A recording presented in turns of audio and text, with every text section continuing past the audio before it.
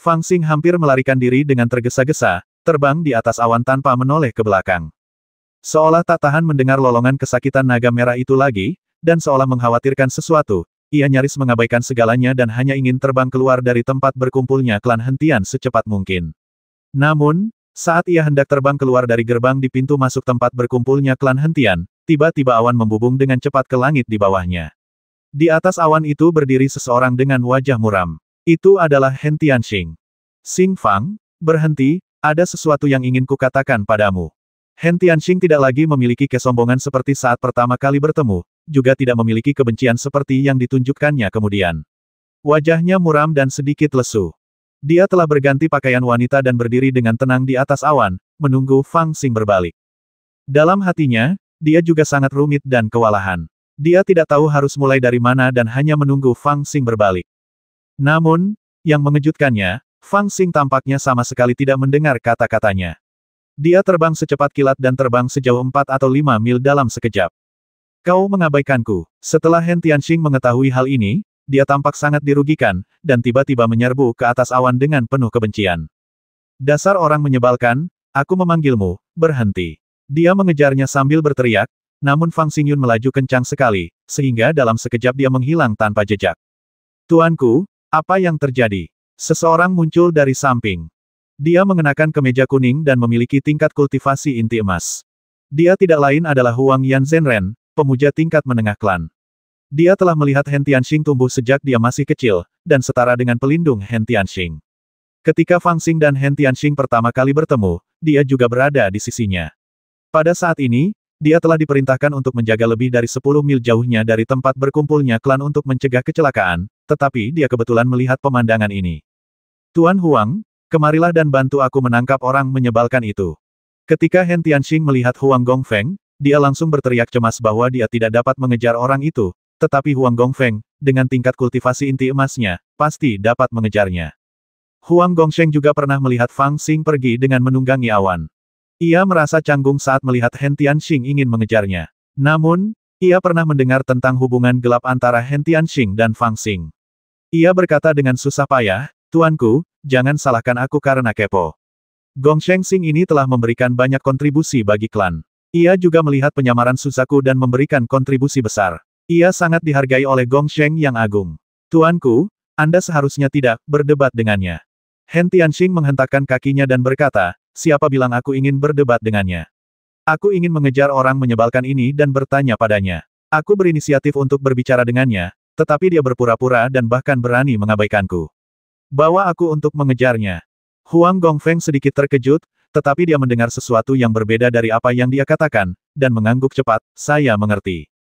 Setelah berkata demikian, dia merentangkan lengan bajunya, lalu awan mengembun dari langit, membawa Hen Tianxing, dan dengan cepat mengejar ke arah di mana Fang Xing melarikan diri.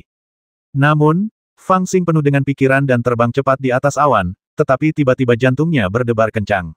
Dia berbalik dan melihat awan terbang di kejauhan, mengejarnya dengan kecepatan yang luar biasa. Ada dua orang berdiri di awan, satu adalah pemuja ramuan emas klan Huang Yan Zhenren, dan yang lainnya adalah wanita tertua Hen Tianxing yang berpakaian seperti wanita, terbang ke arahnya dengan kecepatan tinggi, dan hanya berjarak 10 mil darinya. Tuan Xing, silakan tinggal sebentar. Tuan tertua punya sesuatu untuk dikatakan kepadamu. Di antara awan, sang kultivator Jindan mengangkat suaranya yang dapat terdengar hingga 10 mil jauhnya, dan memanggil Fang Xing agar berhenti. Ketika Fang Xing melihat ini, alisnya menjadi dingin, tetapi Teng Yun terbang lebih cepat dan berkata dengan dingin aku ada sesuatu untuk dilakukan dan aku tidak punya waktu untuk mendengarkanmu. Melihat dia tidak berhenti, Hen Tianxing tidak dapat menahan diri untuk tidak berteriak, berhenti, dasar orang menyebalkan. Bukankah kamu selalu begitu agung? Tidakkah kamu berani membiarkan ayahku memaksaku untuk menikah denganmu? Kenapa kamu bahkan tidak memiliki keberanian untuk mengatakan sepatah kata pun kepadaku sekarang? Tidakkah kamu berani menemuiku sekarang setelah Cilong pergi? Huang Gongfeng, bantu aku menangkapnya. Aku punya sesuatu untuk ditanyakan kepadanya. Huang Gongsheng telah mendengar sesuatu dari kata-katanya yang marah dan emosional, jadi dia tidak menolak dan bergegas keluar. Maaf, Tuan Xing. Kita semua masih muda. Lebih baik Anda bicarakan masalah ini dengan Tuan Muda tertua. Saat Huang Gongsheng berbicara, sosoknya melesat dan dia benar-benar melewati kehampaan dan mengejar Fang Xing. Dia melambaikan tangannya dan sebuah tangan besar muncul di udara, hampir menutupi langit dan matahari saat tangan itu meraih Fang Xing. Tubuh awan kecil Fang Xing hampir tidak bisa lolos di bawah telapak tangannya, tetapi dia tidak berniat membasminya saat dia meraihnya, dia hanya ingin menarik Fang Xing kembali. Sekarang keadaan sudah seperti ini, apalagi yang bisa dikatakan. Fang Xing tidak takut ditangkap. Dengan gerakan tubuhnya yang cepat, dua sayap emas, masing-masing lebih dari 10 kaki panjangnya, muncul di belakangnya. Dia mengepakkannya di udara dan melesat maju seperti aliran cahaya, lebih dari 10 kali lebih cepat dari Teng Yun. Huang Gongsheng menangkapnya tetapi hanya menangkap sekelompok awan halus, sementara Fang Xing melesat dan sudah berada 4 atau 5 mil di depannya. Hah, Xing Gongfeng sangat cepat. Teknik terbang rahasia apa yang dia gunakan? Huang Gongfeng sedikit terkejut dan sedikit takut, lalu dengan cepat terbang mengejarnya. Xing Fang, jangan lari kalau kau punya nyali. Aku punya sesuatu untuk ditanyakan padamu. Melihat ini, Hen Tianxing menjadi sangat cemas dan berteriak putus asa. Mengapa Xing Gongfeng bertingkah sedikit aneh? Mungkinkah pasangan itu sedang bertengkar? Pendeta bermarga Huang juga memiliki ekspresi aneh di wajahnya. Dia berbalik untuk menemui Hen Tianxing dan mempercepat langkahnya lagi untuk mengejarnya. Dia baru berada di tahap awal Golden Core, seorang pendeta Golden Core dengan kekuatan yang lebih rendah di klan. Kalau tidak, dia tidak akan mematuhi perintah Hen Tianxing dengan kultivasi Golden Core-nya. Namun, Golden Core tetaplah Golden Core, dan itu adalah eksistensi yang transenden dibandingkan dengan Foundation Establishment. Jika Foundation Establishment seperti Fang Xing masih bisa lolos dari genggamannya saat dia mengejar dengan sekuat tenaga, bukankah itu akan menjadi lelucon besar? Melihat Fang Xing di depan tidak lagi terbang di awan, melainkan mengepakkan kedua sayap emasnya dan terbang cepat ke kejauhan, dia pun bergegas menyusul. Setelah mengejar selama hampir setengah jam, kecepatan kedua belah pihak tidak berkurang, tetapi malah semakin menjauh. Huang Gongsheng juga sedikit takut. Tetapi pada saat ini, cahaya keemasan di depan tiba-tiba melambat dan jatuh ke arah awan. Meskipun kecepatan Xing Gongfeng luar biasa, dia masih dalam tahap membangun fondasi, jadi kekuatan spiritualnya belum memadai. Pendeta Huang menghela napas lega dan berkata dengan keras, "Pendeta Xing, jika ada yang ingin kau katakan, bicarakan saja. Mengapa kau harus melarikan diri?" Sambil berbicara, dia juga menekan tombol awan jatuh dan terbang menuju ke arah Fang Xing terjatuh. Novel terbaru diterbitkan pertama kali di Liu 9 Suba. Saat ini, Fang Xing sudah terbang ke sisi dinding batu di pegunungan. Dia melihat sebuah kolam yang jernih di sana. Airnya tenang dan jernih. Di sanalah dia bertemu Hen Tianxing dan kelompoknya. Ketika dia tiba di sana, dia langsung jatuh ke arah batu biru seukuran rumah. Dia tiba-tiba mengangkat tangannya dan menamparnya. Dengan bunyi krek, batu besar itu pecah berkeping-keping dan asap memenuhi udara. Di tengah asap, Fang Xing meraih serangkaian tas di udara dan kemudian berbalik. Hah, menyembunyikan sesuatu di sini. Huang Gongsheng melirik dari jauh dan menggunakan mata ajaibnya untuk segera mengenali tas di tangan Fang Xing. Itu semua adalah tas penyimpanan. Dia langsung terkejut. Xing Fang terkenal di keluarga He Tian karena kekayaannya. Barang-barang yang dia keluarkan cukup mengejutkan, tetapi dia tidak menyangka bahwa dia benar-benar menyembunyikan 7 atau 8 tas penyimpanan di sini. Mungkinkah ada beberapa harta karun di dalamnya? Hal ini langsung membuat Huang Gongfeng ketakutan. Menurut aturan klan, semua pendeta yang bergabung dengan klan harus menyerahkan sumber daya yang mereka bawa dari dunia luar sesuai aturan. Mereka yang secara diam-diam menyembunyikan jumlah sumber daya akan dihukum berat, tanpa kecuali. Dia tidak menyangka bahwa dia akan secara tidak sengaja menemukan rahasia Xing Gongfeng. Yang tidak dapat dia mengerti adalah mengapa Xing Gongfeng tidak mencoba memberitahunya dan langsung mengatakannya. Xing Fang, kamu benar-benar menyembunyikan sesuatu di sini. Apakah kamu tidak takut para tetua akan menghukummu? Ketika Hen Tianxing melihat pemandangan ini, dia juga terkejut dan memarahinya dengan keras. Kalian pikir kalian siapa? Para tetua. Kalian pikir kalian siapa? Klan Hentian. Beraninya kalian mencuri barang-barangku. Setelah Fang Xing mengambil tas penyimpanan itu, dia terbang dan terbang ke sebuah batu bundar sekitar 7 atau 8 kaki jauhnya. Dia duduk bersila, menundukkan kepalanya, dan mulai membuka tas penyimpanan dan mencari, seolah-olah dia sedang mencari sesuatu. Pada saat ini, dia akhirnya menanggapi kata-kata Hen Tianxing, tetapi suaranya dingin dan tanpa kehangatan. Isi kata-katanya bahkan lebih keterlaluan dan mengejutkan. Kamu berani sekali, Huang Gongsheng, pergilah dan tampar wajahnya dan beritahu dia bahwa ada beberapa hal yang tidak bisa dikatakan. Hen Tianxing juga terkejut, tetapi setelah terkejut, dia menjadi marah dan bahkan lupa apa yang awalnya ingin dia katakan kepada Fang Xing. Huang Gongsheng juga sedikit takut, dan samar-samar dia merasa bahwa Gongsheng Xing sedang dalam suasana hati yang buruk. Dengan wajah cemberut, dia perlahan melangkah maju dan berkata, Gong Shengsing, jangan salahkan aku karena kepo. Menyembunyikan sumber daya adalah hal yang tabu di Guiksu. Bahkan jika kamu memiliki status khusus, kamu tidak boleh melakukan ini. Dengarkan aku, cepat kembali ke klan bersamaku, dan serahkan sumber daya tersembunyimu ke klan. Mungkin hukumannya tidak akan terlalu berat. Fang Xing bahkan tidak mengangkat kepalanya dan berkata, bagaimana jika aku tidak kembali? Wajah Huang Gongsheng berubah dingin dan dia berkata, kalau begitu jangan salahkan aku karena menyinggungmu. Fang Xing mengeluarkan sebilah pedang hitam besar dari tas penyimpanannya yang 3 kali lebih panjang, 3 kali lebih lebar, dan 3 kali lebih tebal dari pedang panjang biasa. Ia meletakkannya di punggungnya lalu menatap Huang Gongfeng, tersenyum dan berkata, kemampuan apa yang kau miliki untuk menyinggung perasaanku?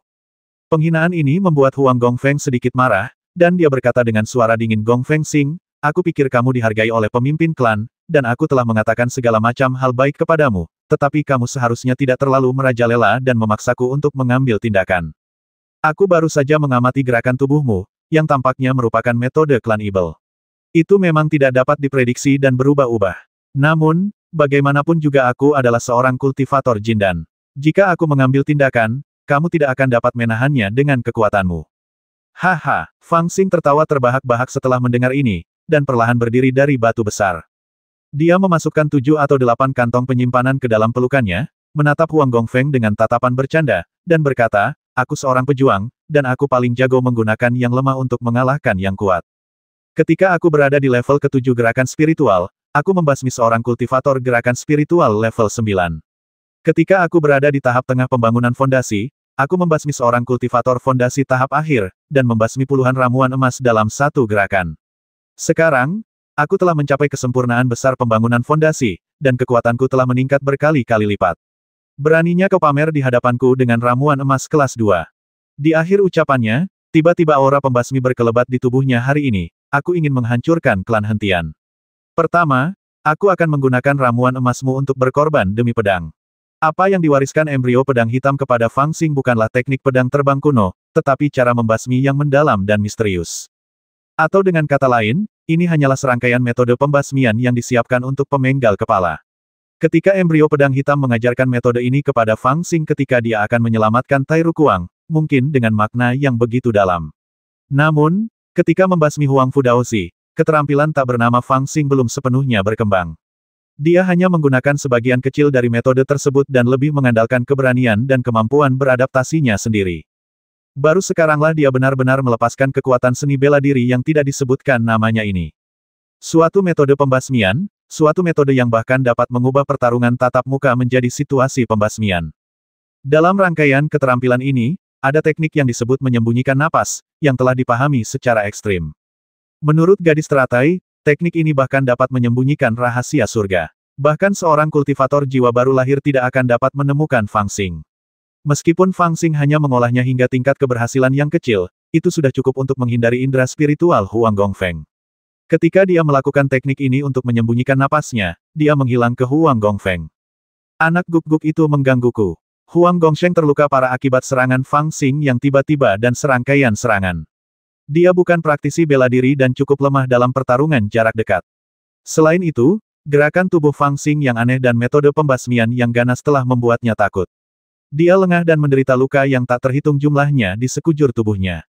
Beberapa luka bahkan hampir menembus an vitalnya. Jika dia tidak berhati-hati, dia pasti sudah mati. Dalam situasi ini, Huang Gongsheng bukanlah orang bodoh, bagaimana mungkin dia berani bertarung.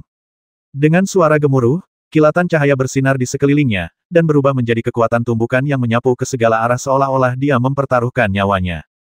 Dan Guang adalah metode penyelamatan nyawa dari ramuan emas. Semua orang menghargainya dan tidak mau menggunakannya dengan sembarangan. Kekuatannya juga sangat kuat. Pada saat ini, Huang Gongfeng menggunakannya dengan sangat putus asa sehingga bahkan Fang Xing harus menghindarinya untuk sementara waktu. Huang Gongfeng mengambil kesempatan ini untuk meraung dan terbang ke langit. Namun, dia sangat takut dengan pembasmian Fang Xing sehingga dia menolak untuk bertarung lagi dan ingin melarikan diri. Kamu seharusnya tidak menggunakan teknik teleportasi untuk mengejarku di udara tadi. Huang Gongsheng, yang telah melarikan diri sejauh 3 atau 4 mil, tiba-tiba mendengar kata-kata dingin Fang Xing. Huang Gongsheng terkejut, dan berbalik melihat Fang Xing memegang pedang hitam besar, dengan 2 sayap emas di punggungnya, terbang sejajar dengannya. Binatang kecil ini benar-benar berhasil mengejarku. Apakah dia benar-benar ingin membasmiku? Huang Gongsheng dipenuhi dengan kepahitan dan penyesalan. Jika dia tidak menggunakan teknik teleportasi saat mengejar Fang Xing di udara tadi, dia bisa saja menggunakannya untuk menyingkirkan Fang Xing sekarang. Namun karena dia sudah menggunakannya sekali, tubuh fisik dan kekuatan spiritualnya tidak cukup untuk menggunakannya lagi. Sayangnya, dia tidak secepat Fang Xing, jadi dia hanya bisa melihat Fang Xing mengejarnya. Sahabat Xingdao, aku tidak menaruh dendam padamu, mengapa kau harus memaksaku seperti ini? Huang Gongfeng berteriak dan bahkan memohon. Fang Xing sama sekali tidak tergerak, dan berkata dengan suara dingin saat kita bertemu di pegunungan, kamu juga ada di sana, kan? Huang Gongsheng merasa dingin dan langsung teringat bahwa ia pernah bertemu Fang Xing di tepi kolam yang jernih. Wanita tertua bersikeras menangkapnya dan telah memakunya dengan 4 paku yang mematikan. Ia berada di tempat kejadian pada saat itu dan berpikir bahwa orang ini baru saja berada di tahap pembangunan fondasi dan hidupnya tidak berharga, jadi ia tidak mencegahnya. Namun, ia tidak menyangka bahwa orang ini masih mengingatnya dengan sangat jelas saat ini. Apakah ia akan membiarkannya mati dengan mengorbankan nyawanya? Wah! Kalau kau memaksaku seperti ini, aku akan musnah bersamamu. Huang Gongsheng akhirnya putus asa, dan dengan suara gemuruh, dia tiba-tiba berhenti terbang. Dia menggenggam kedua tangannya, membentuk beberapa segel aneh, lalu menepuk dadanya. Tiba-tiba, dia berteriak wow, dan pil emas seukuran buah lengkeng keluar dari mulutnya. Dengan suara keras, pil itu mengunci Fang Xing dan menghantamnya dengan keras. Ternyata itu adalah pertarungan untuk membasmi Jindan. Metode putus asa terakhir dari seorang kultivator alam Jindan adalah memuntahkan ramuan emas dan menyerang musuh. Ini seperti mempertaruhkan seluruh hidup dan harta benda Anda dalam satu serangan. Jika Anda dapat membasmi musuh, Anda menang. Jika musuh tidak terbasmi dan ramuan emas hancur, maka hidupmu juga akan berakhir. Namun, ledakan ramuan emas akan menghasilkan kekuatan pemusnahan yang mengerikan, yang juga dapat secara efektif melukai musuh. Jika kamu beruntung, kamu bahkan dapat menyeret lawan bersamamu untuk mati bersama. Namun, Huang Gongsheng masih punya pikiran betapapun menakutkannya Fang Xing, dia masih dalam tahap membangun fondasi. Jika Fang Xing berani menerima serangan ramuan emasnya, fondasinya akan hancur dan kultivasinya akan hilang sama sekali. Saat itulah dia akan menang. Jika dia tidak berani menerimanya, dia akan takut dan dia bisa memanfaatkan kesempatan itu untuk melarikan diri, sehingga memperoleh keuntungan besar. Berdengung, ramuan emas itu meraung, mengguncang kehampaan, dan menyerbu langsung ke arahnya. Ekspresi Fang Xing juga serius saat ini. Dengan suara wosh, pedang raksasa hitam itu berdiri tegak di depannya, dan ramuan emas itu langsung mengenai pedang raksasa hitam itu. Pedang raksasa hitam itu adalah alat tempat embrio pedang Ibel itu bersembunyi. Materialnya sangat istimewa, dan bahkan Dewa Yin Yang dan cermin Ibel tidak dapat mengenalinya. Pedang itu tampak penuh dengan darah dan karat, tetapi sebenarnya sulit untuk dilawan. Ketika ramuan emas itu mengenainya, terdengar suara emas yang berdering. Retakan muncul pada ramuan emas itu, dan cahaya keemasan yang menyilaukan terlihat samar-samar di dalamnya. Sudah berakhir. Pada saat ini, Huang Gongsheng benar-benar putus asa, dengan raut wajah yang dipenuhi air mata dan tawa binatang kecil, sangat sulit bagiku untuk mengolah ramuan emas. Demi menguasai metode pembuatan ramuan itu, aku bahkan menyerang seorang tetua Gunung Beishan. Akibatnya, Gunung Beishan memburu dan memusnahkan klanku. Aku tidak punya pilihan selain melarikan diri ke Guiksu, tempat aku hidup dalam kemiskinan selama 30 tahun. Aku tidak pernah menyangka akan mati di tanganmu hari ini. Sudahlah, mari kita mati bersama. Dengan tawa yang menyedihkan, dia membentuk segel terakhir dalam hidupnya. Ledakan. Tiba-tiba, retakan pada ramuan emas itu bertambah puluhan kali lipat. Sesaat kemudian, kekuatan kultivasi yang mengerikan yang terkandung dalam ramuan itu meledak pada saat ini. Untuk sesaat, itu seperti matahari kecil yang menyilaukan, meledak dengan ledakan keras. Kekuatan yang luar biasa memenuhi setiap inci ruang dalam radius 50 kaki, seolah-olah bahkan kekosongan akan segera terbakar, dan tampaknya menghancurkan segala sesuatu di ruang ini. Fang Xing juga terperangkap dalam kekuatan mengerikan dari ledakan ramuan emas. Kekuatan dahsyat itu seakan-akan ingin mencabik-cabiknya, membakarnya, mengubahnya menjadi abu, dan membawanya ke kematian. Namun, pada saat ini, sebuah menara ungu tiba-tiba muncul di tubuh Fang Xing. Menara itu berkabut dan menjulang tinggi, berada di kehampaan, menutupi Fang Xing. Menara Dao di tubuh Fang Xing lah yang merasakan kekuatan penghancuran diri ramuan emas dan muncul untuk melindungi tubuh Fang Xing. Pada saat ini, energi ungu di menara itu mengalir seperti peri, dan cahayanya bahkan membayangi kekuatan penghancuran diri ramuan emas Huang Gongsheng. Basis Dao Ungu. Ketika Huang Gongsheng melihat pemandangan ini, senyum di wajahnya menghilang, dan digantikan oleh keputusasaan. Aku tak menyangka akan melihat pangkalan Dao berwarna ungu. Dia adalah seorang Taois ungu, yang berada di puncak alam pembangunan fondasi, sedangkan aku adalah yang terlemah di alam inti emas. Lupakan, lupakan. Jejak kesedihan melintas di wajah Huang Gongsheng. Tubuhnya terbakar sedikit demi sedikit dan menghilang ke dalam kehampaan sedikit demi sedikit, dan jiwanya hancur total. Novel terbaru diterbitkan pertama kali di Liu 9 Suba. Setelah beberapa tarikan napas, kekuatan mengerikan yang terbentuk dari ledakan ramuan emas itu menghilang begitu saja. Datangnya cepat dan perginya pun cepat. Langit mendung, awan cerah, dan angin bertiup lembut. Selain awan yang pecah, ledakan dahsyat tadi sepertinya tidak ada sama sekali. Hantu Tao ungu di sekitar Fang Xing juga telah menghilang dan ditarik kembali ke dalam tubuhnya. Dia melirik ke arah hilangnya Huang Gongsheng, berbalik dan melarikan diri ke arah King Tan lagi. Karena dia telah memutuskan untuk mengorbankan pedang, akan terlalu lemah untuk membasmi hanya satu Gongsheng. Putri dari Patriark Klan Hatetian datang kepadanya atas inisiatifnya sendiri, jadi bagaimana dia bisa membiarkannya pergi? Mungkin pengorbanan ini sepadan dengan apa yang hendak kulakukan. Xing Fang, di mana Huang? Huang Gongfeng. Tanpa diduga, Fang Xing mengira Hen Tianxing akan melarikan diri, tetapi dia tidak menyangka bahwa dia masih menunggu di King Tan. Begitu dia melihat Fang Xing, dia maju dan ingin berteriak, tetapi suaranya tampaknya tidak memiliki kepercayaan diri sama sekali. Aku membasminya. Fang Xing menjawab dengan dingin, memegang pedang hitam besar, dan berjalan ke arahnya dengan dingin. Kau, bagaimana mungkin kau bisa membasmi Huang Gongfeng? Dia adalah ramuan emas. Hen Tianxing terkejut dan berteriak tak percaya, namun dia bertemu dengan tatapan mata Fang Xing yang tanpa ekspresi dan tetap menutup mulutnya. Dia bukan orang bodoh dan telah merasakan sesuatu dari aura pembasmi Fang Xing. Xing Fang, apakah kau akan membasmiku? Ya. Fang Xing tiba di depannya dan mengangkat pedang hitam besar di tangannya. Ada aura kekerasan yang melilit pedang itu, dan tidak ada yang tahu berapa banyak jiwa yang dizalimi yang terperangkap di sana. Hen Tianxing memejamkan matanya sedikit, seolah telah menerima takdirnya, menunggu pedang itu jatuh dan kematiannya. Fang Xing tiba-tiba teringat sesuatu dan bertanya, apa yang baru saja ingin kau katakan padaku?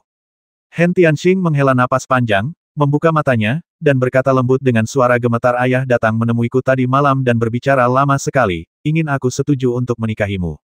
Dia berkata bahwa saudara Shao Zun adalah inkarnasi dari burung yang ganas, dan perasaannya kepadaku mungkin hanya palsu, dan dia telah melarikan diri, jadi aku tidak memiliki kesempatan untuk bersamanya dalam kehidupan ini.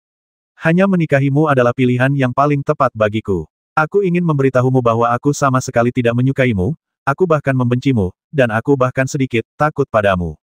Tapi akhirnya aku setuju. Suaranya makin lama makin pelan, dan akhirnya menjadi selembut suara nyamuk, nyaris tak terdengar. Namun, saat dia baru saja berbicara, tiba-tiba terdengar teriakan tajam di kejauhan. Hampir 100 mil jauhnya, sesosok yang menutupi langit dan matahari membentangkan sayapnya dan terbang ke kejauhan. Fang Xing langsung tertarik oleh burung buas itu. Ketika dia yakin akan satu hal, hatinya langsung bersemangat. Dia menggoyangkan pedang hitam itu, membasmi kehidupan di bawah pedang itu, lalu tubuhnya berubah menjadi aliran cahaya dan terbang ke kejauhan. Bahkan jika kita menyandera wanita ini, itu mungkin tidak mengancam pemimpin klan Hentian. Bagaimanapun, pemimpin hanyalah boneka, dan pengambil keputusan sebenarnya tetaplah orang-orang tua itu. Sepertinya kita harus menggunakan cara itu untuk menyelamatkan Dagouzi. Mata Fang Xing dipenuhi kegembiraan dan kesungguhan. Dia menarik napas dalam-dalam beberapa kali, tetapi masih merasakan tubuhnya gemetar. Sial, aku benar-benar berani. Ia berpikir dalam hati, tetapi sama sekali lupa tentang wanita muda yang tengah menatap angkasa dengan mata terbuka lebar. Di Guiksu, ada banyak binatang buas yang berkeliaran di pegunungan. Banyak dari mereka begitu kuat sehingga bahkan para kultivator jin dan Mahayana tidak berani memprovokasi mereka. Masing-masing dari mereka menjaga suatu wilayah dan tidak ada orang luar yang berani masuk. Bahkan ketika anggota klan pergi berburu, mereka harus memegang cermin giok dengan banyak area berbahaya yang dilingkari di atasnya. Mereka harus menghindarinya satu persatu sebelum bergerak maju. Jika mereka tidak sengaja memasuki salah satunya, mereka akan mati. Fang Xing juga punya buku giok ini. Lagi pula, dia sudah sering ikut tim pemburu binatang. Terlebih lagi, cermin giok yang ada di tangannya lebih terperinci, dan dia membuat banyak suplemen sendiri. Dia tidak hanya tahu binatang buas kuat di daerah mana yang tidak boleh diprovokasi, tetapi dia juga tahu kapan mereka pergi berburu, apa kebiasaan mereka, dan apa titik lemah mereka. Untuk melengkapi cermin giok ini, dia telah sibuk dalam beberapa bulan terakhir, dan telah menggunakan kemampuannya untuk menanyakan informasi dan kemampuan cermin dewa dan Ibel Yin yang secara ekstrim. Tidak ada cara lain. Aku datang ke tempat terpencil seperti ini. Aku tidak punya koneksi dan tidak ada dukungan yang kuat. Ada naga gila yang mengikutiku, dan itu adalah keberadaan yang tidak stabil. Aku akan merasa tidak nyaman jika tidak menemukan pendukung. Dan pendukung itu tentu saja harus yang terkuat. Namun, Fang Xing menyadari bahwa yang terkuat di Guiksu bukanlah klan Hentian, atau klan Feng Tian, tetapi binatang buas yang tak terhitung jumlahnya. Tentu saja, Anda tidak dapat menghadapi binatang buas ini dengan menyanjungnya, Anda hanya dapat menemukan metode yang efektif. Melihat elang raksasa yang menghalangi matahari pergi berburu, Fang Xing dengan hati-hati menyelinap ke sarang elang tersebut. Ketika dia masih 10 mil jauhnya dari sarang, dia melakukan teknik penyembunyian napas dari teknik bela diri tanpa nama, dan menyelinap masuk tanpa suara seperti hantu. Ketika dia tiba di sarang, dia melihat 3 telur elang seukuran kepala manusia, ditutupi dengan warna hijau. Fang Xing memasukkan 3 telur hijau itu ke dalam tas penyimpanannya tanpa ragu-ragu dan menyelinap pergi. Sasaran berikutnya adalah sarang binatang buas tingkat 5, harimau batu mengaum. Binatang buas itu baru saja melahirkan anak 2 bulan lalu. Fang Xing melihatnya bersama tim pemburu belum lama ini, tetapi dia hanya meliriknya dari kejauhan saat harimau batu mengaum melihatnya. Karena ingin melindungi anak-anaknya, ia meraung dan menyerbu, menggigit 2 orang yang tidak beruntung dalam tim pemburu menjadi 2 bagian. Untungnya, Fang Xing melarikan diri dengan cukup cepat dan selamat. Harimau batu yang mengaum, sebesar gunung, menjilati sejenis garam di atas batu hijau, sementara harimau muda, yang hanya seukuran anak sapi, menerkam kupu-kupu yang melompat sejauh 100 kaki.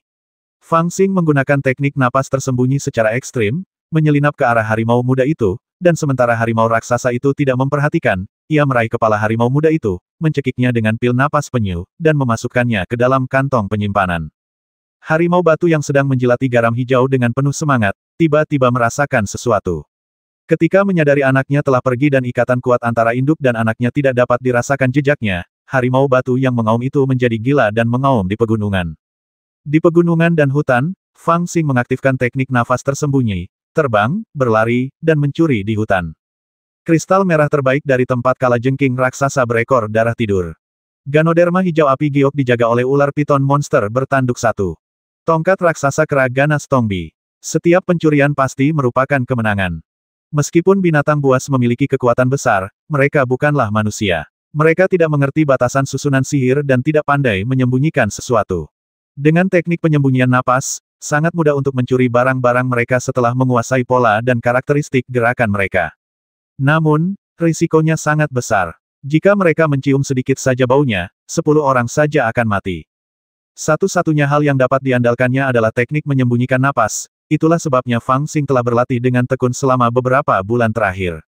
Namun, teknik nafas tersembunyi memiliki kelemahan, yaitu menghabiskan terlalu banyak energi spiritual. Saat berada di tahap tengah pembangunan fondasi, Fang Xing hanya dapat melakukan teknik nafas tersembunyi selama sekitar 1 cangkir teh.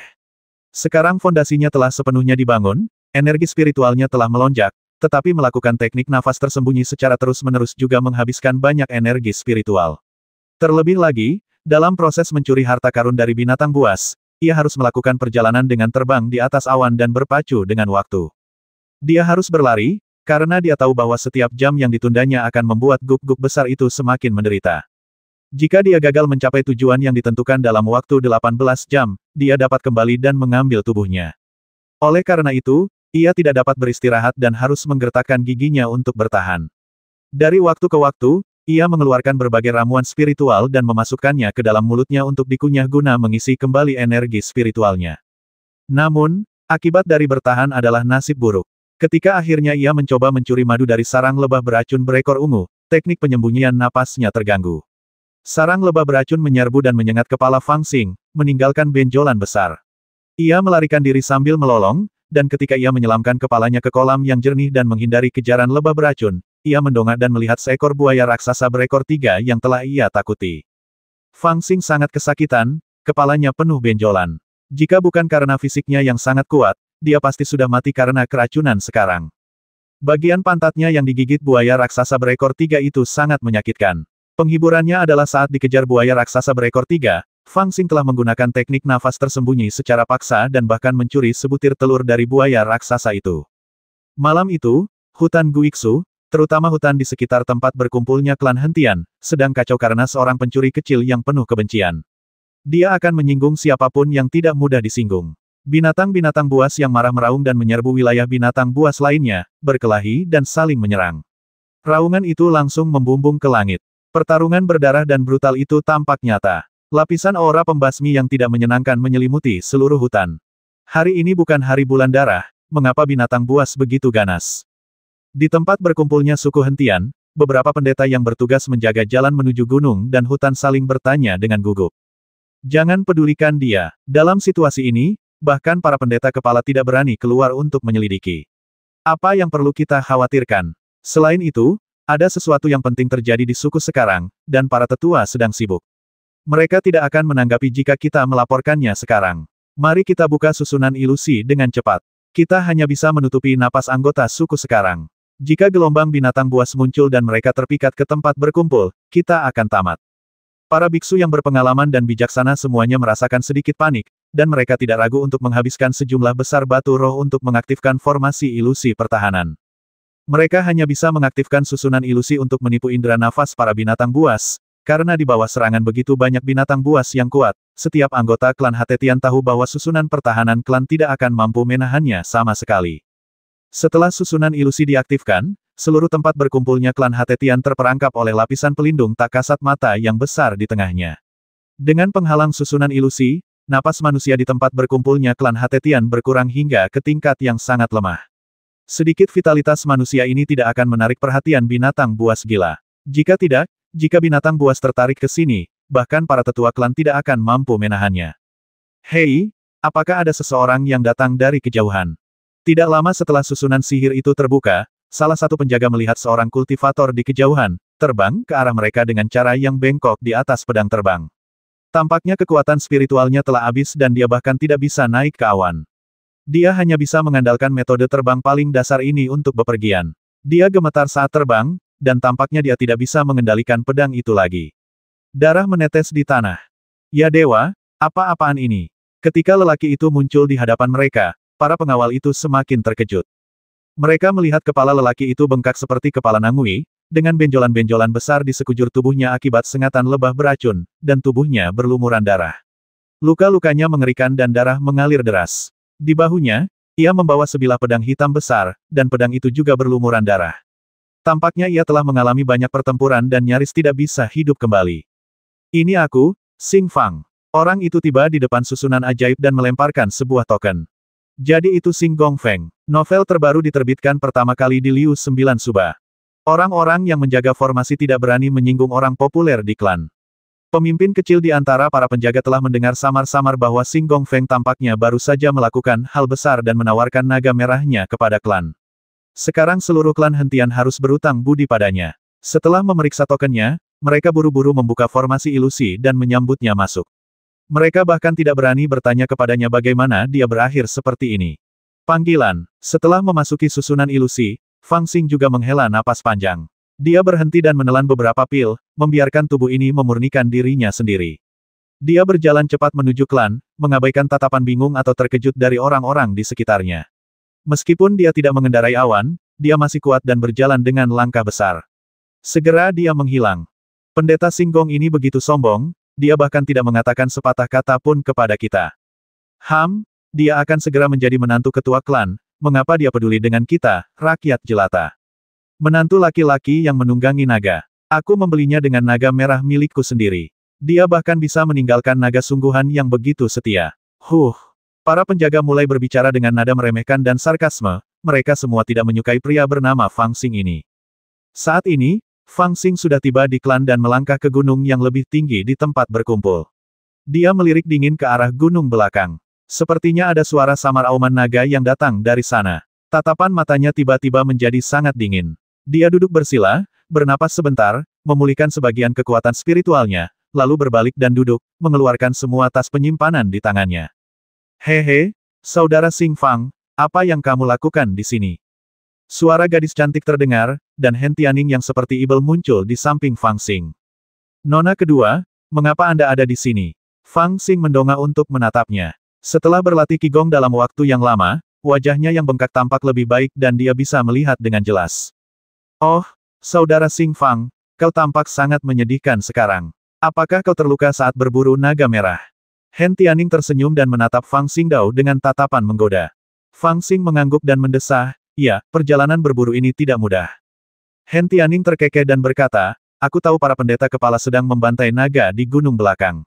Aku benar-benar ingin pergi dan menemui mereka, tetapi sayangnya mereka tidak mengizinkanku.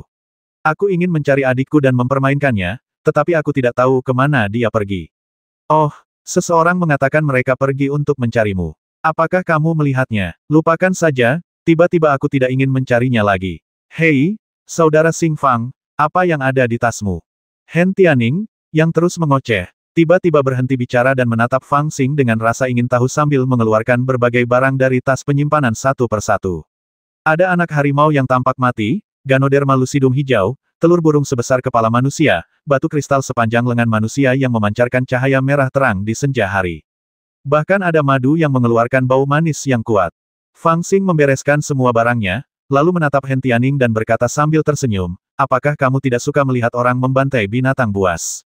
Bagaimana kalau pamanmu Fang melakukan trik sulap untukmu hari ini dan membiarkanmu menontonnya sekaligus? Anak harimau, Ganoderma lucidum, kristal merah, telur burung, madu, semua benda yang tidak cocok ini diletakkan di depannya, tetapi Hen Tianning sedikit bingung. Dia tidak mengerti apa yang ingin dilakukan Fang Xing, dan bagaimana benda-benda ini dapat melakukan trik sulap untuknya. Dia bertanya berulang kali, tetapi Fang Xing tidak menjawabnya. Dia duduk bersila, mengeluarkan biji teratai dan menelannya, lalu bermeditasi dan menunggu dengan tenang. 10 jam. Butuh waktu 10 jam bagi saya untuk melakukan semua ini. Fang Xing bergumam pada dirinya sendiri, sambil menghitung dalam hati. 10 jam berarti guk-guk besar itu telah dihantam 10 kuku jahat penghancur, yang juga berarti ia menjadi sangat mudah tersinggung. Ketika ia memasuki Guiksu, ia terluka parah, tetapi ia masih memiliki kekuatan tempur yang sebanding dengan binatang buas tingkat 4. Sekarang setelah ia dipaku 10 kuku jahat penghancur, kekuatan tempurnya seharusnya lebih kuat. Saya pernah mengalaminya. Untuk mengekstraksi jiwa, kuku jahat penghancur akan menghindari andalam, takut orang yang dipaku akan mati sebelum waktunya dan kehilangan jiwanya, dan metode ekstraksi jiwa akan gagal. Dengan cara ini, sudah ditakdirkan bahwa sebelum 18 kuku jahat penghancur dipaku sepenuhnya, ia tampaknya terluka parah, tetapi sebenarnya itu hanya luka daging, dan tidak akan melukai akarnya. Tentu saja, setelah dipaku begitu lama, sudah pasti dia akan berdarah, dan tubuhnya mungkin sedikit lemah. Setiap detail mengalir dalam pikiran Fang Xing, dan dia memikirkan setiap kemungkinan celah. Ketika paku-paku jahat menembus tubuh, paku-paku itu terutama memaku jiwa. Saat itu aku terkena 4 paku jahat, dan aku merasa jiwaku terpengaruh. Sekarang guk-guk besar itu telah terkena 10 paku, kurasa dampaknya pasti lebih besar. Namun, pikirannya tidak jernih sejak awal, dan hanya memiliki sedikit spiritualitas yang tersisa, jadi tidak mudah untuk dipaku. Pada dasarnya dapat dipastikan bahwa ia masih mempertahankan spiritualitasnya saat ini, jadi ia seharusnya dapat merasakan pikiranku. Pada saat ini, sejumlah besar energi darah dalam biji teratai darah telah larut, memenuhi an-an internal Fang Xing, dan sutra Tai Sang Hualing mulai beroperasi dengan panik, mengubah energi darah menjadi energi spiritualnya, mengembalikannya ke meridian dan menyimpannya di meridian ke-9. Sejak memperoleh tubuh naga dari gadis naga dan mengembangkan meridian ke-9 di tubuhnya, Fang Xing tidak lagi membuang banyak energi spiritual saat memurnikan beberapa hal seperti sebelumnya. Ia dapat menyerap sepenuhnya energi spiritual yang berlebih ke dalam meridian ke-9 dan menyimpannya sebagai energi spiritual. Sederhananya, meridian ke-9 seperti urat spiritual yang ada di tubuhnya. Ia dapat menyimpan begitu banyak energi spiritual hingga tak tertahankan. Kecuali saat di Laut Qianliu, saat ia menyerap energi spiritual dari semua urat spiritual di Laut Qianliu, meridian ke-9 ini tidak pernah penuh dan selalu dalam keadaan kosong. Baru saja, di hutan yang penuh dengan binatang buas, Fang Xing tidak berani menelan biji teratai darah meskipun kekuatan spiritualnya habis, karena energi darahnya terlalu kuat, dan bahkan teknik penyembunyian napas mungkin tidak dapat menutupinya, dan kemungkinan besar akan membuat binatang buas waspada, jadi dia hanya bisa bertahan. Sampai sekarang, dia memanfaatkan waktu yang sedikit ini untuk menelannya dengan cepat dan memurnikannya dengan panik, satu untuk menyembuhkan lukanya, dan yang lainnya untuk memulihkan energi spiritualnya sendiri, dan menyimpan kelebihan energi spiritual di meridian ke-9 untuk menghadapi perubahan besar yang akan datang sebentar lagi, sehingga dia akan memiliki kekuatan untuk melaksanakan rencananya. Hei, bau apa ini? Kenapa bau darahnya sangat kuat? Kakak Xing Fang, apa yang kamu makan? Hen Tianning masih cuek dan ngobrol dengan Fang Xing. Fang Xing tiba-tiba membuka matanya dan melihat ke kejauhan. Di tengah malam yang gelap di Tianyuan yang jauh, sebuah bayangan yang menghalangi langit terbang menuju tempat berkumpulnya klan hentian. Karena tubuhnya begitu besar, tanpa menggunakan teknik mata ajaib, orang bahkan tidak dapat melihat sosok burung buas itu. Orang hanya dapat merasakan bahwa langit di sisi lain luar biasa dalam dan gelap, begitu gelapnya sehingga orang-orang merasa berat di hati mereka dan tidak berani bernapas. Seekor burung ganas lewat. Hen Tianning tiba-tiba menutup mulutnya dan menatap bayangan hitam besar di langit. Anak-anak yang tumbuh di Guiksu semuanya memiliki kebiasaan ini. Ketika mereka melihat pemandangan yang mengerikan seperti itu, mereka akan tetap diam, karena takut membuat burung-burung buas yang lewat menjadi waspada, yang akan menukik turun dan membawa bencana serta masalah yang tidak perlu.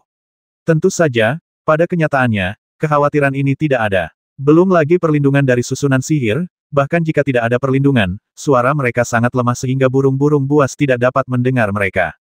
Namun kali ini, burung buas itu sepertinya mendengarnya. Ia melihatnya terbang semakin dekat, semakin rendah, dan benar-benar melesat langsung menuju tempat berkumpulnya klan hentian.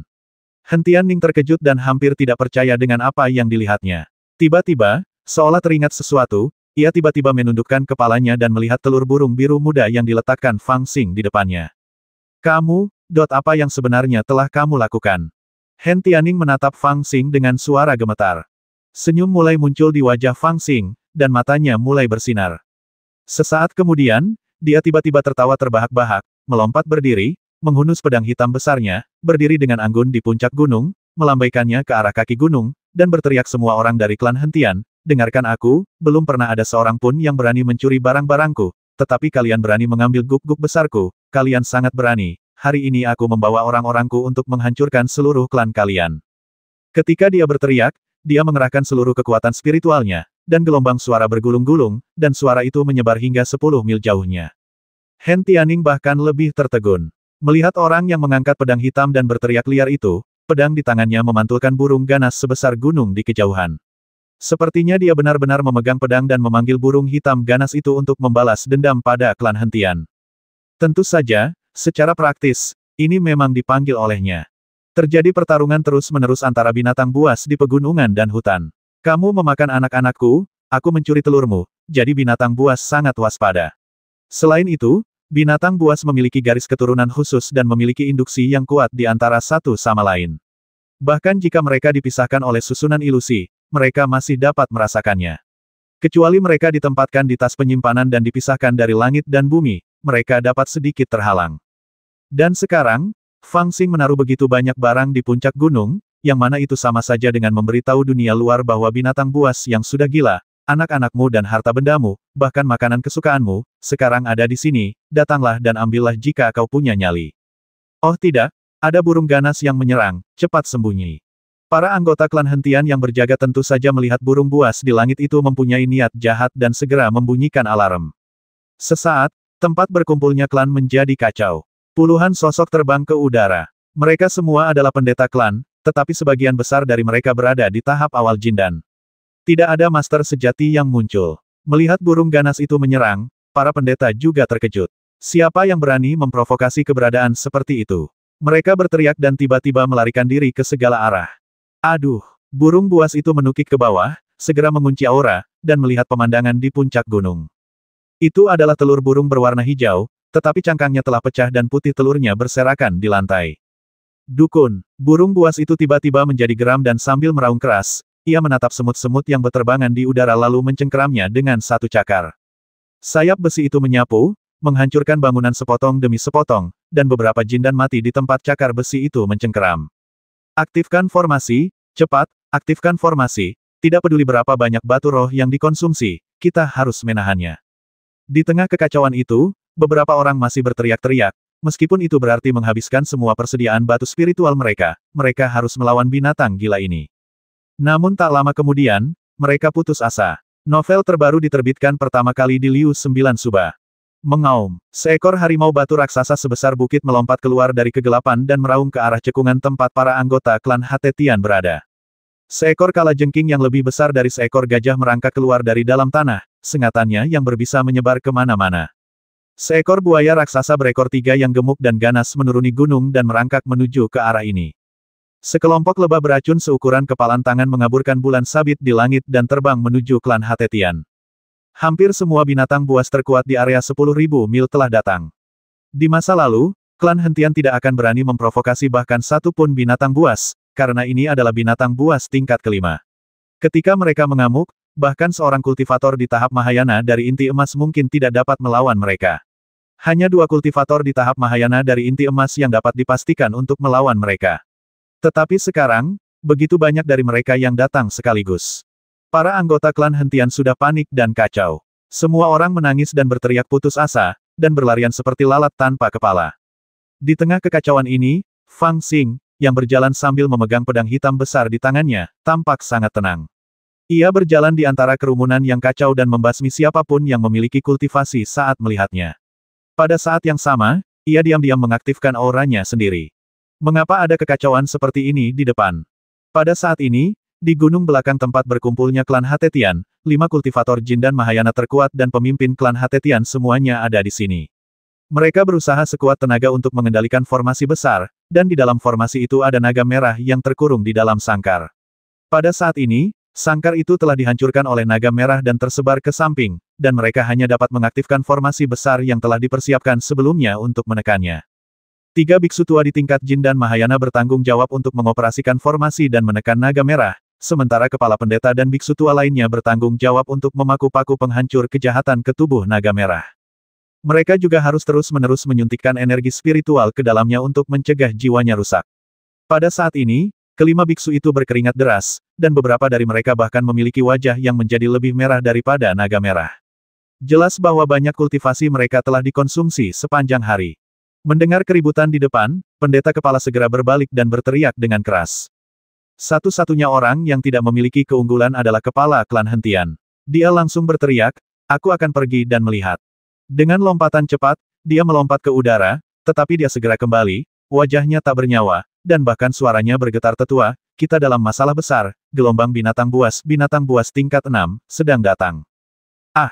Pada saat ini, naga merah, yang telah ditekan oleh formasi dan tampaknya tidak lagi melawan, tiba-tiba melolong ke langit. Pada saat ini, ia tampaknya telah menerima semacam induksi, dan menjadi ganas dan bersemangat. Matanya telah berubah menjadi merah darah, tubuhnya membungkuk, dan sisiknya menutup.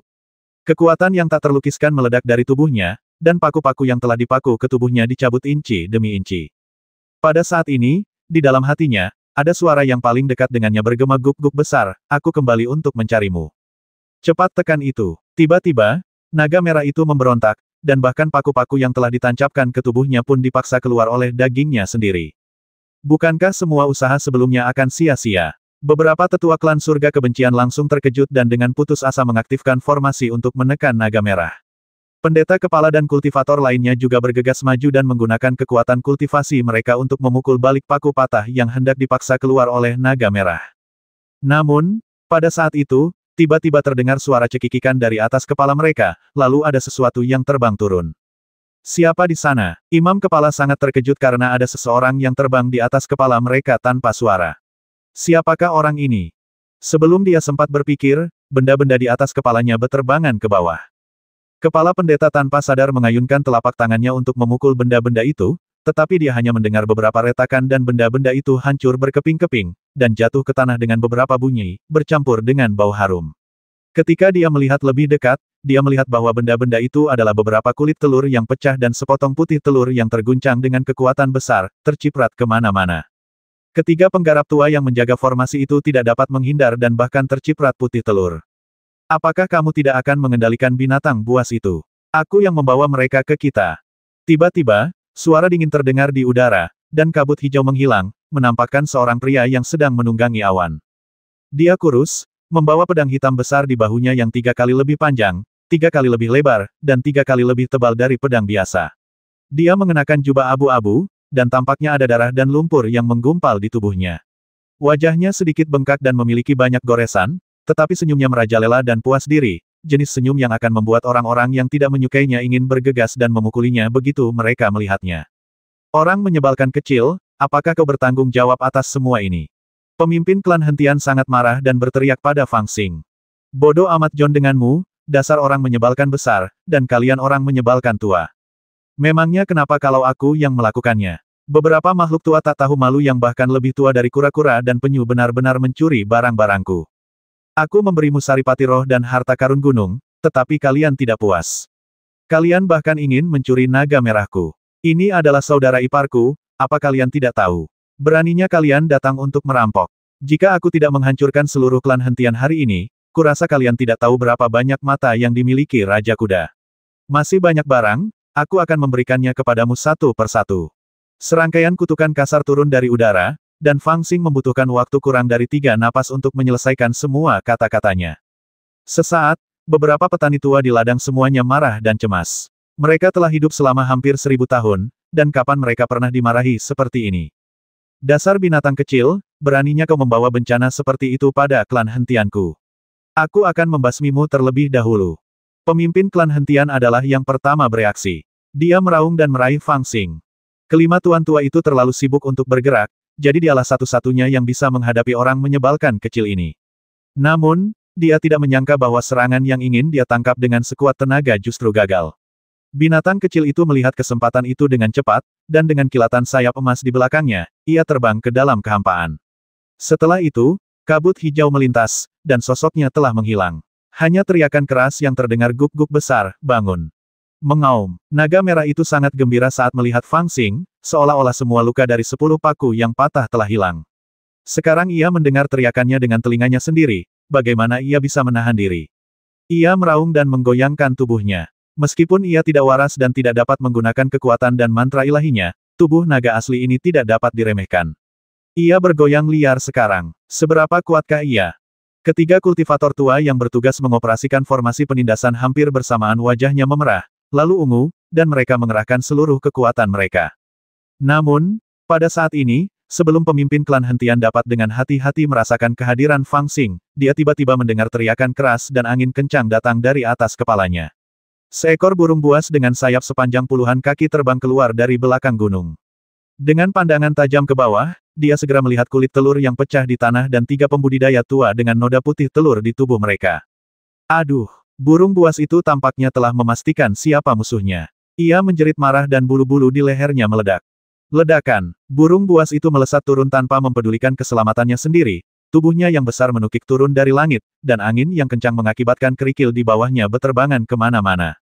Ketika burung itu menukik turun di atas formasi, burung buas itu tiba-tiba berbalik ke samping dan mengepakkan sayapnya yang panjangnya 10 kaki dan sekeras besi hitam dengan ganas. Sasarannya adalah salah satu tetua yang tubuhnya putih telur. Dan karena sayapnya begitu besar, seluruh formasi terkena dampak pukulannya. Dengan suara keras, formasi itu berguncang dan cahaya spiritual berkedip-kedip. Engah! Ketiga kultivator tua yang bertugas mengoperasikan formasi itu sudah mencapai batas mereka. Setelah terkena serangan, mereka langsung muntah darah dan wajah mereka menjadi lesu. Tetua yang menjadi sasaran burung buas itu terkena pukulan keras di dada oleh sayapnya. Terdengar suara tulang patah di dadanya yang kurus dan keriput. Dia mengeluarkan suara gemuruh teredam, dan terbang lemas, jatuh ke tanah tanpa bergerak. Paman dari klan kedua, pemimpin klan hentian berteriak, matanya penuh amarah dan panik. Paman kedua, yang merupakan seorang kultivator jin dan Mahayana dan guru paling kuat di Guiksu, baru saja. Dia hampir tidak percaya apa yang dilihatnya. Pendeta kepala yang berada di tengah formasi dan seorang biksu tua lainnya yang memegang paku penghancur kejahatan adalah yang pertama terkena. Sebelum kepanikan di wajah mereka mereda, mereka merasakan hembusan angin dingin bertiup di wajah mereka. Burung gila itu mengulurkan cakar besi hitamnya yang tajam dan mencengkeram mereka berdua. Mereka tidak berani menghadapinya secara langsung, dan pada saat yang sama menggunakan kekuatan mereka untuk terbang cepat ke kedua sisi. Cakar kuat burung buas itu kebetulan mencengkeram formasi itu. Dengan suara keras, kekuatan besar itu mengguncang seluruh formasi. Formasi besar, yang telah menderita pukulan berat berulang kali dan tidak lagi dioperasikan, tiba-tiba berkelebat beberapa kali dan kemudian menghilang. Mengaum. Naga merah itu merasakan tubuhnya menjadi ringan dan langsung bersemangat. Ia mengangkat kepalanya dan mengeluarkan raungan panjang. Kekuatan ilahi meledak dari dalam tubuhnya. Dengan beberapa suara Swiss, semua paku berbahaya yang telah dipaku ke tubuhnya dipaksa keluar. Ia mengayunkan tubuhnya dan bergegas maju. Di hadapannya adalah pendeta agung yang baru saja mundur 30 kaki dari hantaman tahta raksasa itu. Mereka bertemu muka. Oh tidak, apakah kita benar-benar akan menyerah begitu saja? Imam kepala meraung, menekankan kedua telapak tangannya ke udara, dan cahaya ramuan tak berujung melesat ke arah kepala naga merah.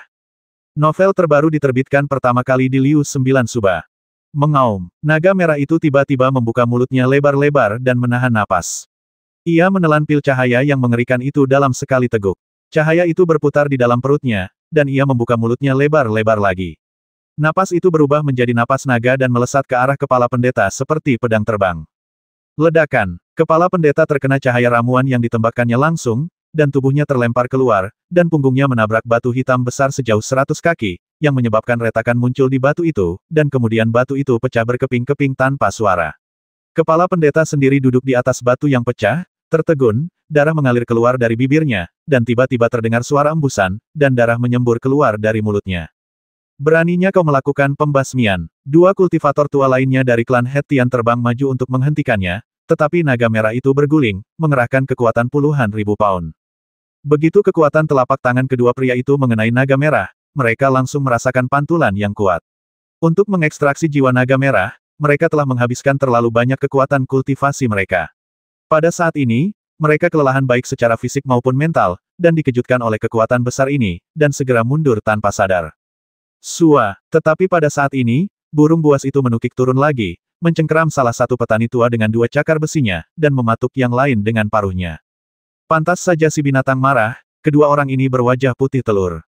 Naga merah itu juga sangat mudah tersinggung, dan hendak membasmi lagi, tetapi ia merasakan panggilan Fang Xing dalam benaknya. Ia ragu sejenak, dan tampaknya berpikir bahwa lebih penting untuk pergi ke sisi Fang Xing. Ia segera mengangkat kepala naganya, mengibaskan ekornya untuk terbang melalui kehampaan, dan terbang ke dalam kehampaan yang gelap. Penampilannya yang cemas, ditambah dengan ekornya yang bergoyang-goyang dengan gembira, benar-benar tampak seperti guk-guk besar. Kemarilah dan biarkan aku melihat apakah kamu baru saja menangis. Di udara, sebuah sosok menunjukkan keberadaannya. Sosok itu adalah Fang Xing. Cilong bersin kegirangan, bergegas menghampirinya, menjilatinya dengan lidahnya yang besar, dan melengkungkan kepalanya yang besar ke dalam pelukannya, seperti anak kecil, mengungkapkan keluhannya. Otang pembawa sial, kamu juga laki-laki, kamu tidak akan menerima pukulan sedikit pun, wajah pamanmu bengkak karena disengat tawon, jika wajah setampan itu rusak, aku tidak tahu apakah adikmu masih bisa menghormatiku di masa depan. Fang Xing menamparkan kepala naga itu dengan kesal, dan dengan santai menembakkan peluru teratai darah ke mulut naga merah itu. Kemudian dia melompat ke kepala naga itu, mengasihani dirinya sendiri sejenak, dan memeriksanya lagi. Dia menemukan bahwa luka naga merah itu tidak separah yang dia kira, atau mungkin tubuh naga itu jauh lebih kuat dari yang dia kira. Dia merasa lega dan tertawa sambil menepuk-nepuk kepala naga itu. Orang menyebalkan kecil, kemana kau akan melarikan diri? Aku akan membasmimu hari ini. Mendengar suara gemuruh yang datang dari gunung belakang, ternyata itu adalah kepala suku Hatetian yang marah dan seorang pembudidaya tua yang telah menyusul mereka. Tatapan mata Fang Xing berubah dingin, dia mencibir dan berbisik, orang menyebalkan ini juga ada di sini, guk-guk besar, jadilah gila semampumu. Mengaum, ketika Cilong mendengar kata-kata Fang Xing, matanya tiba-tiba berbinar, dan aura kekerasan yang tak terlukiskan terpancar darinya. Melihat naga merah itu meraung dan menyerbu, Fang Xing merasa lega ketika melihat pemimpin klan Hatetian begitu ketakutan hingga dia berbalik dan lari sebelum dia bisa menyerbu. Tampaknya pemimpin klan Hentian telah mencapai tahap tengah alam inti emas, dan meskipun dia cukup kuat, dia pada dasarnya tidak memiliki harapan jika dia bertemu naga merah. Namun, dia sendiri tidak tertarik untuk ikut serta dalam pertarungan semacam itu. Dengan tingkat kultivasinya, tidak akan menjadi masalah baginya untuk menindas seorang master tahap jin dan awal. Namun, jika dia berhadapan dengan seorang master tahap jin dan menengah atau bahkan seorang master Mahayana Jindan, itu akan sedikit berbahaya. Bahkan jika dia dapat menggunakan teknik penyembunyian napas untuk menyembunyikan napasnya sendiri, dia mungkin akan diselimuti oleh sisa-sisa mantra lawan, dan akan terluka jika disentuh, atau mati jika disentuh. Karena alasan ini, dia dengan bersemangat melakukan teknik penyembunyian napas dan berjalan tanpa suara di antara binatang buas yang menyerbu wilayah klan Hatetian dengan ganas. Sosoknya seperti hantu, dan dia langsung menuju ke ruang rahasia klan Hatetian. Paviliun rahasia ini terletak di sudut barat daya gunung tempat klan Hatetian berkumpul, di jurang yang diapit di antara dua puncak hitam. Biasanya, 3 mil jauhnya dari sini adalah area terlarang, dengan lapisan formasi besar dan batasan yang rumit, dan dijaga oleh prajurit klan sepanjang tahun, jadi tidak ada kesempatan untuk mendekat. Yang lebih penting, dua kultivator jin dan Mahayana tua di klan itu sedang menyendiri di sini, dan mereka juga dianggap menjaga paviliun ini. Dalam keadaan seperti itu, hampir mustahil bagi siapapun untuk menyelinap ke ruang rahasia itu, bahkan orang yang memiliki keterampilan seperti Fang Xing dan Suzaku pun tidak dapat melakukannya. Justru karena itulah mereka berdua memilih memulai dengan Hen Tianxing, yang dianggap sebagai langkah yang tidak tahu malu. Namun, saat ini, pertahanan paviliun rahasia tidak begitu ketat. Dua kultivator tua yang biasanya mundur ke sini dan menjaga paviliun rahasia adalah dua dari dua kultivator tua yang bekerja sama dengan kepala pendeta dan yang lainnya untuk mengekstraksi senjata pemurnian naga merah.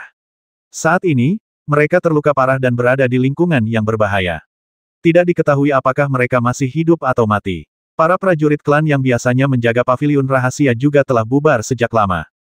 Namun, di jalan menuju paviliun rahasia, terdapat beberapa larangan yang kuat. Sebelumnya, terdapat susunan sihir yang menjaganya, dan pertahanannya ketat. Namun, Fang Xing menarik gelombang binatang buas untuk menyerang wilayah klan Hatetian. Dalam kekacauan itu, binatang buas yang ganas telah menabrak beberapa titik kunci susunan tersebut, sehingga susunan besar yang meliputi seluruh wilayah klan Hatetian hancur. Susunan besar itu berhenti bekerja, dan tidak ada bedanya dengan susunan yang mati. Adapun batasannya, di bawah pengaruh cermin Ibel dan Dewa Yin yang milik Fang Xing, mereka sama mencoloknya dengan kutu di kepala botak. Sederhananya, paviliun rahasia klan Hatetian saat ini bagaikan tanah harta karun yang tak dijaga bagi Fang Xing. Haha, setiap kali aku datang ke rumah harta karun orang lain, aku merasa seperti kembali ke rumah. Fang Xing berdiri di jalan setapak di depan ruang rahasia, menarik napas dalam-dalam, lalu berjalan masuk dengan tangan di belakang punggungnya, merasa puas. Konon, paviliun rahasia klan Hentian ini dibangun oleh leluhur klan Hentian dan usianya kini sudah ribuan tahun. Leluhur Hentian juga merupakan tokoh legendaris di Guixu. Bahkan anggota klan Hentian tidak mengetahui identitasnya di dunia luar. Ada yang mengatakan bahwa dia adalah Ibel tua yang merajalela di luar Rerun Dewa ribuan tahun yang lalu. Dia diburu habis-habisan saat itu. Dia merasa seluruh dunia menentangnya dan dikhianati oleh orang-orang yang dekat dengannya. Sekolah Tao besarnya hancur, jadi dia bersembunyi di Guixu dan menyebut dirinya Hentian. Ada juga spekulasi bahwa Patriark Hentian pernah menjadi murid Li Hentian dari Senzu, tetapi gagal dalam pertarungan memperebutkan posisi dewa dan tidak punya pilihan selain melarikan diri ke Guixu. Terlepas dari pernyataan mana yang benar, tidak diragukan lagi bahwa Patriark Hatetian memang salah satu tokoh terkuat dalam sejarah Guixu. Dikatakan bahwa kultivasinya telah mencapai alam kesengsaraan. Untuk lingkungan saat ini di Guixu di mana bahkan tidak ada kultivator alam jiwa baru lahir, Patriark Hatetian dapat dikatakan sebagai eksistensi yang benar-benar legendaris. Nilai dari hal-hal yang ditinggalkannya sebelum kematiannya dapat dibayangkan. Lingkungan Guixu berbeda. Kecuali untuk tokoh-tokoh tingkat leluhur itu, mustahil bagi para kultivator di sini untuk menerobos ke tahap Naschen Soul. Dan berapa banyak kultivator yang kultivasinya sudah di atas tahap Naschen Soul yang akan dipaksa pergi ke Guixu. Justru karena alasan inilah maka di Guixu hanya ada sedikit sekali master di tahap jiwa baru lahir ke atas, terutama setelah kematian para leluhur tersebut, tidak ada seorang pun yang tersisa. Paviliun rahasia adalah gua yang dilubangi dari gunung. Dari luar, gua itu tidak tampak mencolok, tetapi batasan yang rapat menunjukkan betapa keluarga Hentian menghargai paviliun rahasia ini. Fang Xing bersemangat, dengan cepat melewati lapisan batasan, dan berjalan dengan angkuh ke paviliun rahasia. Setelah melihatnya, dia sangat senang. Siapa bilang keluarga Hentian miskin? Ada banyak harta karun. Paviliun rahasia itu tidak tampak besar, radiusnya sekitar belasan kaki, dan dipenuhi dengan berbagai rak kayu, yang di atasnya diletakkan senjata-senjata ajaib dan jimat-jimat.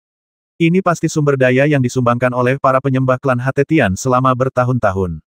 Jika digabung, itu sangat mempesona. Bahkan harta karun gunung dan esensi spiritual yang ditawarkan Fang Xing ada di sini, yang membuat Fang Xing merasa familiar. Di tengah-tengah ruang rahasia, ada tumpukan kecil batu roh, terbagi dalam 3 tumpukan menurut tingkatan tinggi, sedang, dan rendah.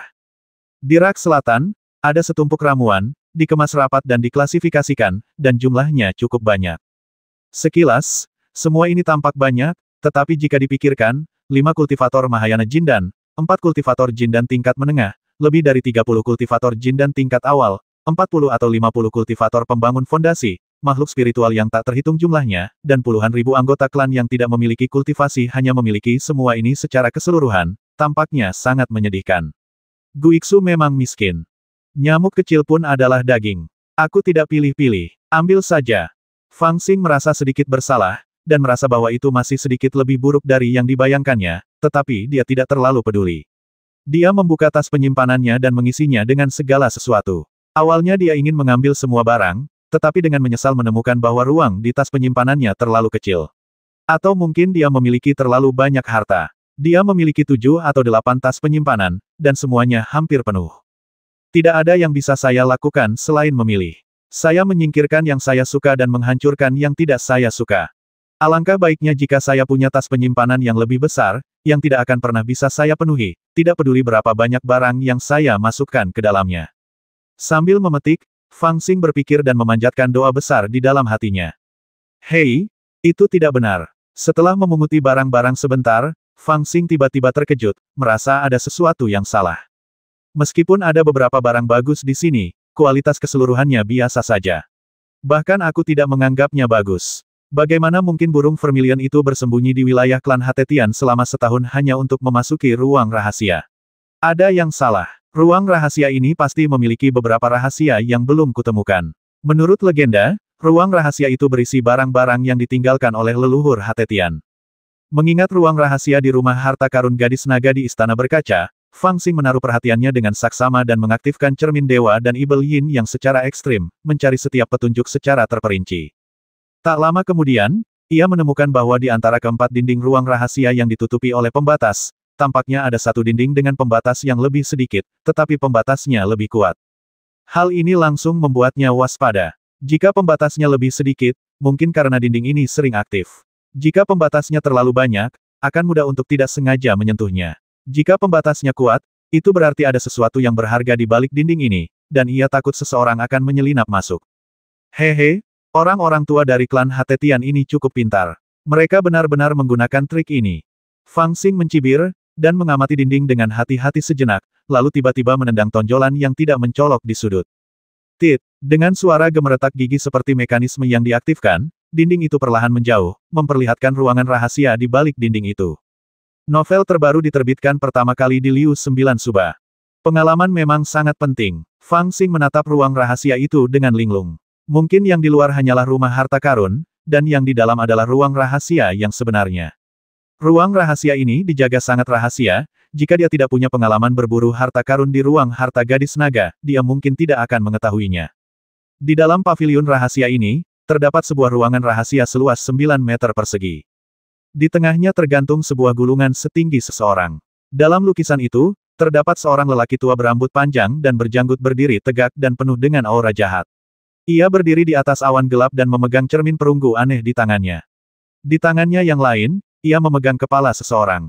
Penampilannya yang ganas tampaknya dapat melihat melalui gulungan itu, membuat orang-orang merasakan aura jahat yang menakutkan, yang sangat menakutkan.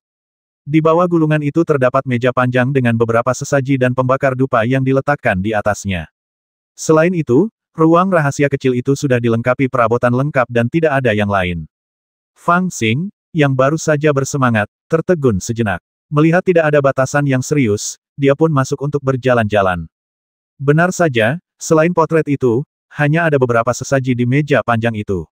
Semuanya sesaji biasa, tidak ada yang istimewa. Dan memang tidak ada mekanisme lain yang diatur di ruang rahasia ini. Seperti yang dilihatnya, ruang itu kosong, tidak ada yang lain. Itu tidak masuk akal. Fang Xing tidak melihat harta rahasia legendaris yang ditinggalkan oleh leluhur Hatetian, dan dia merasa tertekan dan bergumam tidak puas. Ia melihat lukisan itu lagi, tetapi ternyata itu bukanlah senjata ajaib, melainkan hanya potret biasa. Kertasnya sedikit menguning. Selain itu, potret ini bukanlah barang langka. Ketika ia diundang menjadi pemuja klan Hatetian, ia telah memuja potret leluhur Hatetian di upacara tersebut. Jelas itu adalah potret ini. Ia mendengar dari kepala pemuja bahwa orang dalam potret itu adalah leluhur Hatetian. Tidak ada yang lain di ruang rahasia itu, dan potret-potretnya biasa saja. Fang Xing langsung menjadi cemas. Di luar sana terus-menerus terjadi pertempuran, dan tidak ada yang tahu kapan binatang buas akan masuk ke sini, jadi dia tidak punya banyak waktu terbuang. Apa yang kau lihat, orang tua? Percayakah kau jika aku bisa mencungkil matamu? Tanpa sengaja dia mendongak dan melihat lelaki tua dalam lukisan itu menatapnya dengan tajam. Lukisan itu begitu hidup. Lelaki dalam lukisan itu memiliki mata yang aneh dan tatapan tajam, seolah-olah benar-benar ada orang seperti itu yang menatap Fang Xing. Jika orang biasa melihat ini, dia mungkin akan takut, tetapi Fang Xing sangat berani. Dia tidak hanya tidak takut, dia menjadi marah, memutar matanya, dan mulai mengumpat dengan keras. Kau, Seorang lelaki tua yang sudah meninggal entah berapa tahun, berani menatapku seperti ini. Kau benar-benar pemberontak. Orang dalam lukisan itu tidak dapat berbicara, tetapi matanya yang aneh tertuju pada wajah Fang Xing.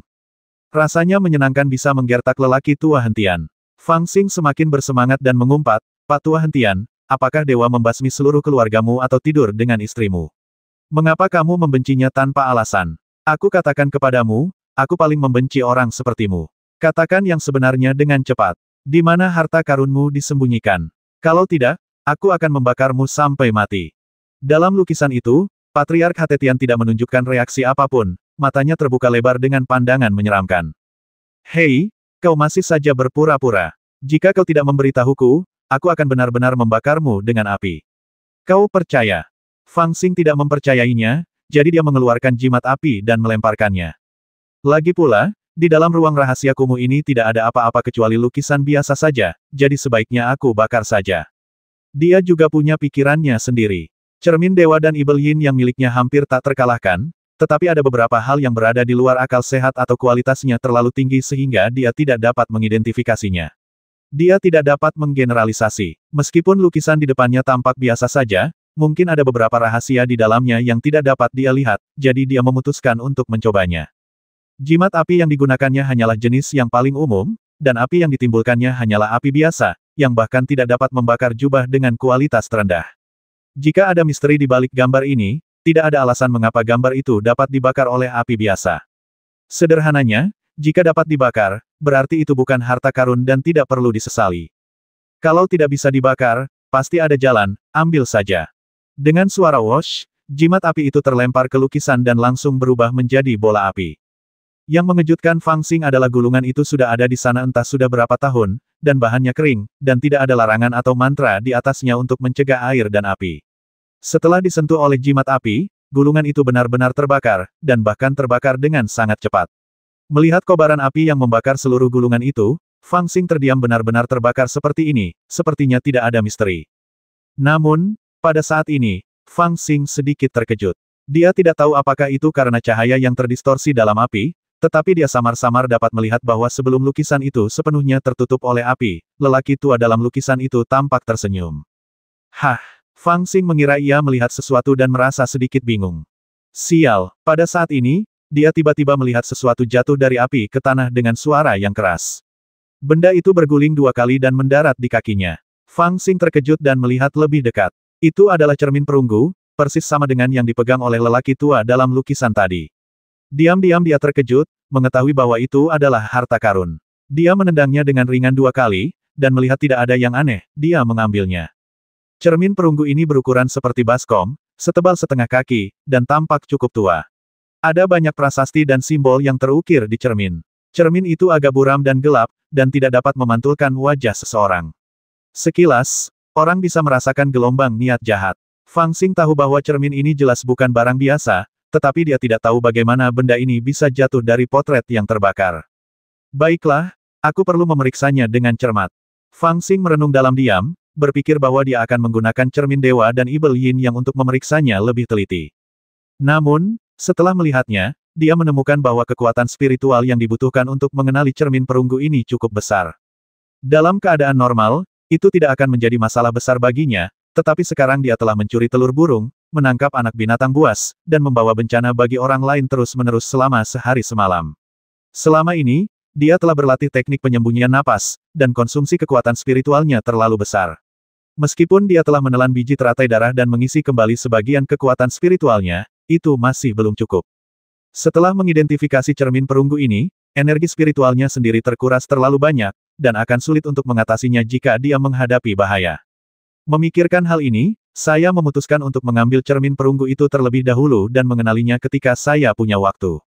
Dia sudah memutuskan dan ingin mengambil beberapa harta karun, tetapi dia mendengar suara di luar semakin keras, seolah-olah ada binatang buas yang sedang berkelahi, yang perlahan-lahan datang ke sini. Kemudian, terdengar suara ledakan dan gunung tiba-tiba berguncang. Rasanya seperti gempa bumi di dalam gua. Fang Xing terkejut, mengetahui bahwa seekor binatang buas telah menabrak bagian luar gunung, dan akan merepotkan jika binatang itu mengubur dirinya di dalam. Memikirkan hal ini, dia tidak lagi mempedulikan hal lain, mengambil cermin perunggu, dan terbang keluar gua. Ketika mereka sampai di pintu masuk gua, mereka melihat seekor beruang hitam sebesar setengah gunung, menggelengkan kepalanya dan meraung. Di sekitar kepalanya, lebah-lebah padat seperti awan gelap berterbangan di sekitarnya, menyengatnya dengan ganas. Beruang ganas dan lebah-lebah ganas itu suka sekali memakan madu lebah-lebah ganas. Kedua musuh ini bertemu dan mulai saling mencubit. Beruang hitam itu tidak dapat menahan rasa sakit dan berlarian kemana-mana, tetapi berlari ke sekitar gunung ini dan tiba-tiba menabrak lereng gunung, yang membuat Fang Xing di dalam gua ketakutan.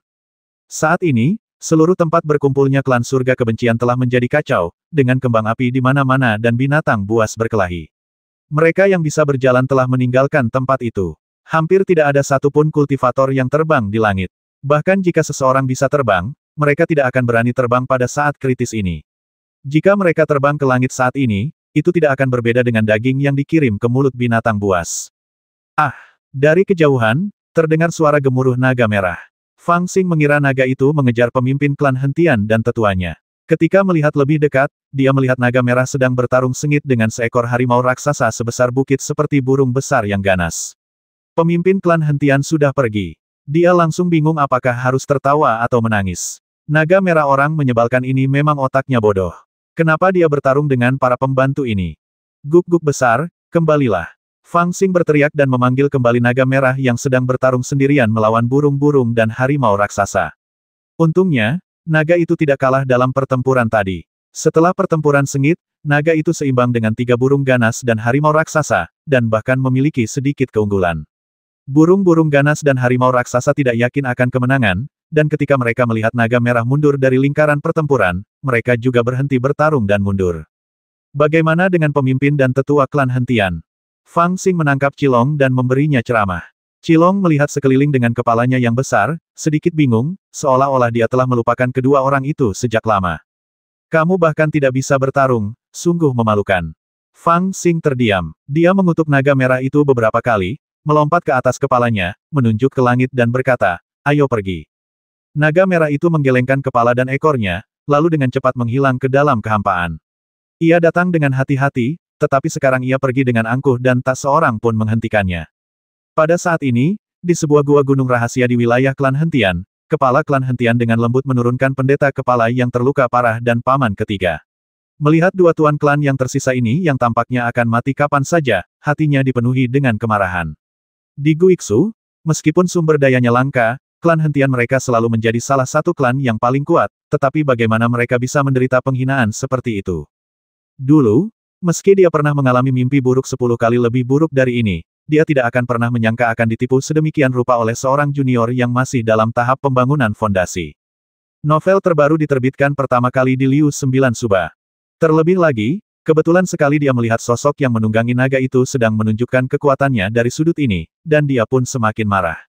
Meskipun dia telah menjadi pemimpin klan selama bertahun-tahun dan telah memupuk hati yang licin dan fleksibel, dia tidak dapat menahan amarahnya saat ini. Dia mengeluarkan busur hitam besar, terbang ke puncak gunung, dan mengarahkan anak panah merah darah yang panjang ke arah Fang Xing. Grandmaster, mohon berkati saya. Hari ini saya akan menembak ibel kecil yang menghancurkan tanah klan hentian saya. Patriark klan hentian, yang berada di tahap tengah alam Jindan, sebenarnya mulai berdoa sebelum upaya pembasmian terhadap seorang pemuda yang berada di tahap pembangunan fondasi. Ini menunjukkan bahwa ia benar-benar bingung atau takut dengan tindakan genosida Fang Xing. Setelah berdoa sejenak, ia memusatkan pikiran dan kekuatannya, mengencangkan tali busur, dan tanda-tanda mulai bermunculan pada busur itu. Namun, tepat pada saat ini, ketika dia hendak melepaskan anak panah, Fang Xing, yang jelas-jelas berada lebih dari 10 mil jauhnya darinya, tiba-tiba berbalik dan menatapnya dengan wajah waspada. Pemimpin klan hentian langsung terkejut dan bertanya-tanya bagaimana mungkin. Dengan basis kultivasinya di tahap tengah Golden Core, dia menyembunyikan auranya dan menembak seorang junior Foundation Establishment dengan busur ajaib dari jarak lebih dari 10 mil. Bagaimana mungkin dia bisa merasakannya terlebih dahulu? Namun, meski merasakannya, pemimpin klan hentian tidak peduli. Dia menggertakkan giginya dan siap menembak. Pada saat ini, hati Fang Xing tersentak, dan pikirannya berpacu. Dia memiliki naluri bahaya, belum lagi kesadaran spiritualnya sekarang begitu kuat sehingga bahkan Jindan biasa pun hampir tidak dapat menandinginya. Dalam kegelapan, ketika kepala keluarga klan Hatetian mengarahkan anak panah kepadanya, dia menjadi waspada dan melihat ke arah datangnya krisis. Dia hendak menggunakan teknik penyembunyian napas untuk menyembunyikan napasnya, tetapi tiba-tiba sebuah cahaya menyala di telapak tangannya. Apa yang dipegangnya di tangannya adalah cermin perunggu yang diambilnya dari ruang rahasia klan Hatetian. Alasan mengapa dia tidak memasukkan cermin perunggu ke dalam tas penyimpanan adalah, pertama, karena tas penyimpanannya sudah penuh, dan kedua, dia merasa bahwa karena cermin perunggu ini adalah senjata ajaib yang digunakan oleh leluhur Hatetian, itu pasti luar biasa. Dia mengambilnya di tangannya dan bersiap untuk menggunakan cermin dewa dan Ibel Yin yang untuk melihatnya, tetapi dia masih berada di medan perang yang kacau dan tidak punya waktu untuk melihatnya. Tanpa diduga, ketika krisis terjadi, cermin perunggu itu berubah. Cahaya kuning pucat tiba-tiba terpancar dari cermin perunggu, langsung ke dalam kehampaan, menerangi separuh langit malam. Pada saat ini, binatang buas di sekitar yang hampir gila tiba-tiba ketakutan, mendongak dan menatap kosong ke arah cahaya biru. Tampaknya ada getaran naluriah yang menakuti pikiran mereka. Bagaimana mungkin, maksudku, bagaimana mungkin dia memilikinya? Setelah melihat cahaya kuning pucat, atau lebih tepatnya, merasakan aura yang kuat, kepala keluarga Hatetian tiba-tiba merasakan jantungnya terguncang. Tangannya mengendur, tali busur mengendur, dan anak panah melesat miring entah kemana, tetapi dia bingung, seolah-olah dia tidak menyadarinya sama sekali. Dia masih menatap cahaya itu dengan ketidakpercayaan di wajahnya. Imam kepala dan tetua agung klan Hatetian yang tengah duduk bersila di dalam gua gunung pun ikut terkejut dan menoleh ke arah cahaya itu. Bagaimana mungkin? Bagaimana mungkin seperti ini? Ekspresi mereka sangat rumit, penuh dengan keterkejutan dan ketidakpercayaan, dan bahkan sedih. Tanggal 2408-2016. Cahaya tiba-tiba keluar dari cermin perunggu, membuat Fang Xing ketakutan. Dia melambaikan tangannya dan membuang cermin perunggu itu. Cermin perunggu itu terlepas dari tangannya dan tidak jatuh ke tanah. Sebaliknya, cermin itu otomatis tergantung di udara. Cahaya itu bersinar langsung ke dalam kehampaan, tetapi tidak menyebabkan kerusakan apapun. Akan tetapi, aura besar yang tak terlukiskan dilepaskan darinya, seperti cara seorang kultivator biasanya melepaskan auranya sendiri untuk mengintimidasi lawan atau mendapatkan keintiman dengan orang-orang yang dikenalnya. Akan tetapi, kemunculan aura ini di cermin perunggu itu membuat orang-orang merasa aneh. Sesaat, binatang-binatang ketakutan dan orang-orang ketakutan. Dunia tampak hening selama 2 tarikan napas, hanya cahaya cermin perunggu yang menerangi kehampaan.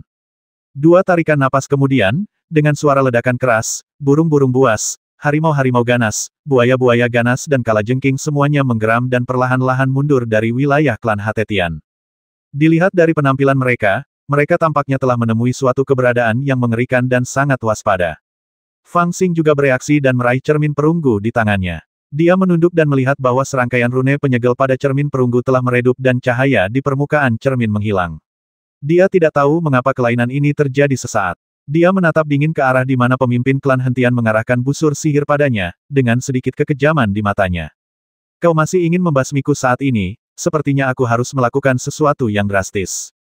Sedikit kekejaman terpancar di mata Fang Xing. Ketika dia melihat bahwa kepala keluarga Hentian menghilang, dia mengira bahwa dia telah bersembunyi di suatu tempat. Tidak ada tempat untuk menemukannya untuk saat ini. Selain itu, dia hampir saja melakukan cukup banyak kerusakan pada keluarga Hentian hari ini, jadi dia ingin meninggalkan dendam lama ini untuk diselesaikan nanti. Dia tidak menyangka bahwa orang ini benar-benar ingin berkomplot melawannya secara diam-diam. Bukankah ini akan mengungkap posisinya kepadanya? Dasar orang menyebalkan, berikan aku hidupmu. Fang Xing meraung, menunggangi kepala naga, mengacungkan pedang hitam besar di tangannya, dan menyerbu ke arah patriark klan Hentian dengan keagungan yang besar. 10 mil hanya masalah beberapa tarikan napas bagi Fang Xing sekarang, dan itu bahkan sekejap mata bagi Qilong. Membawa angin kencang yang tak berujung, ia bergegas ke gunung tempat klan Hatetian berada dalam sekejap, dan langsung mencengkeram dengan cakarnya yang tajam. Pada saat ini, pemimpin klan Hatetian bahkan tidak berani menarik busur, kalau tidak ia akan terbelah 2 oleh 1 anak panah. Karena panik, dia membuang busurnya dan melarikan diri. Namun Fang Xing tidak mau melepaskannya, ia berteriak keras, menamparkan kepala naga itu, dan mendesak naga merah itu untuk mengejarnya dengan cepat. Berhenti, dari mana kamu mendapatkan cermin leluhur?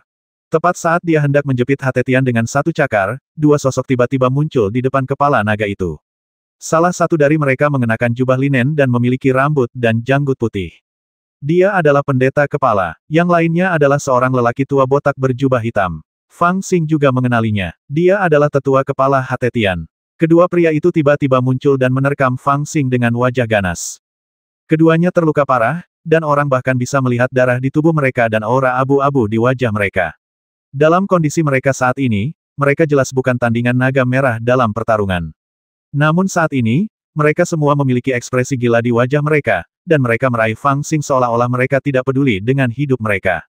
Atau, mereka meraih cermin perunggu di tangan Fang Xing dan tergila-gila padanya.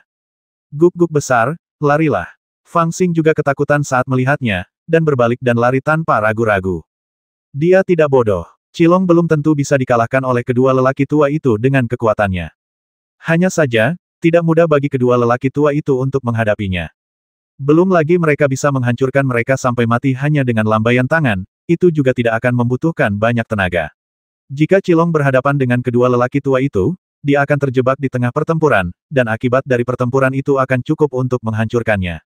Meskipun Qilong dekat dengannya dan mendengarkannya, dia tidak terlalu berpikiran jernih.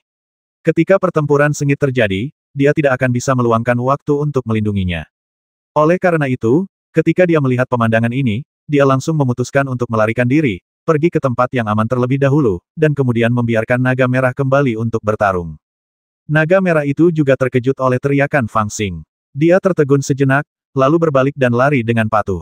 Saya tidak tahu apakah itu karena kata melarikan diri dalam bahasa Fang membuatnya memahaminya terlalu dalam. Naga itu, yang awalnya penuh dengan keganasan dan rasa hormat, berbalik seperti ini dan tiba-tiba menunjukkan perasaan licik dan suram. Mereka berdua segera melarikan diri, namun kepala pendeta dan tetua botak berusaha sekuat tenaga mengejar mereka. Tinggalkan cermin leluhur. Bos kedua berteriak keras dan mengejarnya seperti orang gila, kekuatan spiritualnya beredar terlalu cepat dan dia bahkan memuntahkan darah. Cermin berharga milik tuan tua yang mana? Itu milikku, cermin berhargaku. Fang Xing bahkan tidak berbalik dan memegang cermin lebih erat. Dilihat dari kinerja kedua lelaki tua ini, bahkan orang bodoh pun akan tahu bahwa cermin ini pastilah harta yang tak ternilai. Kecepatan naga merah itu luar biasa. Ia mengayunkan ekornya dan terbang ke udara, seperti angin dan kilat. Kepala pendeta dan tetua botak terluka. Mereka menyaksikan Fang Xing dan naga merah itu melarikan diri semakin jauh, perlahan-lahan menghilang ke dalam bulan purnama di langit yang sebesar rumah. Mereka berhenti terengah-engah dan ingin menangis. Bagaimana mungkin, bagaimana cermin itu bisa sampai ke tangannya? Harta karun rahasia yang diwariskan oleh nenek moyang kita, satu-satunya harapan untuk meninggalkan Guiksu, bukankah itu sudah hilang? Di tengah raungan putus asa dan gila dari dua lelaki tua itu, Fang Xing telah melarikan diri tanpa meninggalkan jejak sedikitpun. Malam itu, di Guiksu, dikatakan bahwa wilayah klan Hentian dilanda gelombang binatang buas dan menderita kerugian besar. Di bawah serangan setidaknya 6 binatang buas tingkat kelima, seluruh wilayah klan Hentian hancur menjadi rerundewa. Anggota klan dan pendeta menderita banyak korban. Bahkan 5 tetua dan pendeta paling kuat di klan sebagian besar terluka parah. 3 tetua tewas di tempat, dan 2 lainnya juga terluka parah dan dilaporkan dalam kondisi kritis. Malam itu, fondasi klan Hentian hancur, Daxiu terbasmi, dan klan tersebut hampir musnah. Tetapi hanya sedikit orang yang tahu bahwa pada malam ini, Hentian kehilangan sesuatu yang lebih penting. Fang Xing yang awalnya akan menghabisi nyawa pemimpin klan Hatetian yang hendak melancarkan serangan diam-diam kepadanya, justru dibuat takut oleh kedua lelaki tua gila itu. Ia mendesak naga merah itu untuk berlari dengan gila-gilaan, dan ia tidak tahu seberapa jauh ia telah berlari hingga ia meninggalkan kedua lelaki tua gila itu jauh di belakang dan bahkan bayangan mereka pun tidak terlihat. Kemudian ia berhenti, mengamati lingkungan sekitar, dan menemukan lembah yang aman untuk mendarat. Menakutkan sekali kalau orang tua jadi gila. Fang Xing masih shock dan berjongkok di puncak pohon sambil menepuk dadanya. Dia juga memutuskan bahwa dia harus meningkatkan kekuatan pribadinya sesegera mungkin. Dalam situasi seperti ini, bahkan dengan naga merah pun dia tidak aman. Tidak peduli seberapa kuat naga merah, itu tidak dapat dihitung sebagai kekuatan seorang individu. Sama seperti tadi, jika Qilong sendirian, dia bisa saja berbalik dan bertarung sepuasnya, tetapi dia mengikuti mereka dan tidak berani melakukannya. Itu karena para kultivator Jin dan Mahayana terlalu kuat. Jika dia terseret ke dalamnya, dia tidak akan punya jalan keluar selain kematian. Jika aku kehilangan nyawaku, apa gunanya bahkan jika Qilong membasmi kedua lelaki tua itu? Novel terbaru diterbitkan pertama kali di Liu 9 Suba. Tapi apa sebenarnya cermin ini? Fang Xing menarik napas sejenak, lalu menundukkan kepalanya untuk memeriksa cermin perunggu. Harta karun yang dapat membuat dua kultivator Jin dan Mahayana menjadi gila pastilah tidak sederhana. Secara khusus, Fang Xing memiliki firasat samar bahwa kedua lelaki tua itu tampaknya mengetahui keberadaan cermin harta karun, tetapi mereka tidak tahu bahwa cermin harta karun itu ada dalam potret di ruang rahasia, jadi mereka terkejut dan marah, geram dan gila, dan samar-samar menunjukkan perasaan tidak berdaya dan tidak masuk akal, seolah-olah mereka sedang dibodohi. Disinilah cermin dewa dan Ibel Yin yang berguna. Setelah beristirahat sejenak, Fang Xing dengan gembira datang ke dinding batu, menemukan tempat yang relatif tersembunyi, menggunakan pedang terbangnya sebagai alat, menggali gua batu, dan mengikuti aturan lama, membiarkan naga merah menjaga pintu sementara dia memasuki gua, memegang cermin perunggu, dan mengaktifkan cermin dewa dan Ibel Yin yang dengan seluruh kekuatannya, bertekad untuk melihat fondasi cermin perunggu. Cermin pernapasan besar. Setelah melihatnya sejenak, Fang Xing berhasil mengenali nama dan fungsi cermin perunggu itu, namun ia tertegun. Tiba-tiba dia berada dalam keadaan kebingungan. Cermin ini sungguh luar biasa. Setelah dinilai dengan cermin dewa dan Ibel Yin Yang, diketahui bahwa cermin ini memang luar biasa. Cermin ini sebenarnya adalah senjata dewa. Ketika diresapi dengan kekuatan spiritual, cermin ini dapat melepaskan cahaya Taixi. Kekuatannya bahkan dapat membasmi para Master Nas Chen Sol. Tentu saja, itu juga mengharuskan orang yang memegang cermin untuk mencapai tingkat kultivasi tertentu. Jika tidak, tingkat kekuatannya tidak cukup dan kekuatan cermin Taixi tidak dapat digunakan sama sekali. Akan tetapi, jika hanya itu saja, apakah cukup untuk membuat dua orang kultivator Jin dan Mahayana menjadi gila? Cukupkah membuat seorang kultivator seperti Patriark Hatetian, yang telah melampaui kesengsaraan, bekerja sangat keras dan menggunakan metode rahasia untuk menyembunyikan cermin ini dalam potret? Apakah Sukue menyamar dan menyelinap ke wilayah klan hentian juga untuk cermin perunggu ini? Fang Xingdang benar-benar tidak dapat memahaminya. Yang tidak diketahuinya adalah bahwa pada saat ini di bagian terdalam Guiksu, di istana Tao besar yang dikelilingi oleh turbulensi kehampaan dan kekuatan guntur kepunahan, setelah cermin perunggu muncul, semacam keberadaan samar-samar membangkitkan sebagian kesadarannya. Setelah itu, istana Tao besar itu tiba-tiba terbuka, memperlihatkan celah yang bisa digunakan untuk masuk. Di celah kecil itu, sebuah lentera merah menyala muncul, menjulang tinggi hingga hampir sejajar dengan bulan yang terang benderang. Bulan yang terang dan lentera merah saling melengkapi, dan cahaya lentera tidak kalah dengan cahaya bulan yang terang. Tampak seolah-olah bulan terang lain telah terbit di samping bulan terang itu. Mengaum. Pada saat itu, banyak sekali binatang buas yang kuat terkejut dan melolong ke arah bulan merah terang, dengan ekspresi ketakutan sekaligus kemarahan. Di Guiksu, orang-orang kuat dari banyak klan juga merasakan hal yang sama. Mereka meninggalkan rumah mereka satu demi satu, dan menatap bulan merah terang di langit. Wajah mereka menunjukkan keterkejutan dan sedikit kegembiraan yang sulit disembunyikan. Beberapa juga sangat ketakutan, tetapi pikiran mereka sama apakah saatnya September naik ke langit lagi. Apakah ada harapan untuk keluar? Lentera merah terbang ke langit, bersaing dengan bulan yang terang benderang. Aura aneh dan luas menyelimuti Guiksu. Di mata orang awam, Guiksu adalah tempat yang bisa dimasuki tetapi tidak bisa keluar. Sekali masuk, seperti masuk ke dalam sangkar, dan akan sulit untuk keluar seumur hidup. Namun, menurut cerita dari mulut ke mulut para Master Guiksu generasi tua atau para pemimpin klan, ada peluang untuk meninggalkan Guiksu. Salah satunya adalah 3000 tahun yang lalu, sebuah peti mati misterius jatuh dari langit dari dunia luar, dan muncul retakan dalam aturan Guiksu yang kacau, dan sekelompok orang melarikan diri dari sini. Selanjutnya, ada rumor kuno di Guiksu bahwa ketika fenomena aneh naik ke langit muncul pada bulan September, seseorang akan memiliki kesempatan untuk meninggalkan Guiksu. Namun, fenomena aneh seperti bulan September yang terbit di langit jarang terlihat selama ribuan tahun.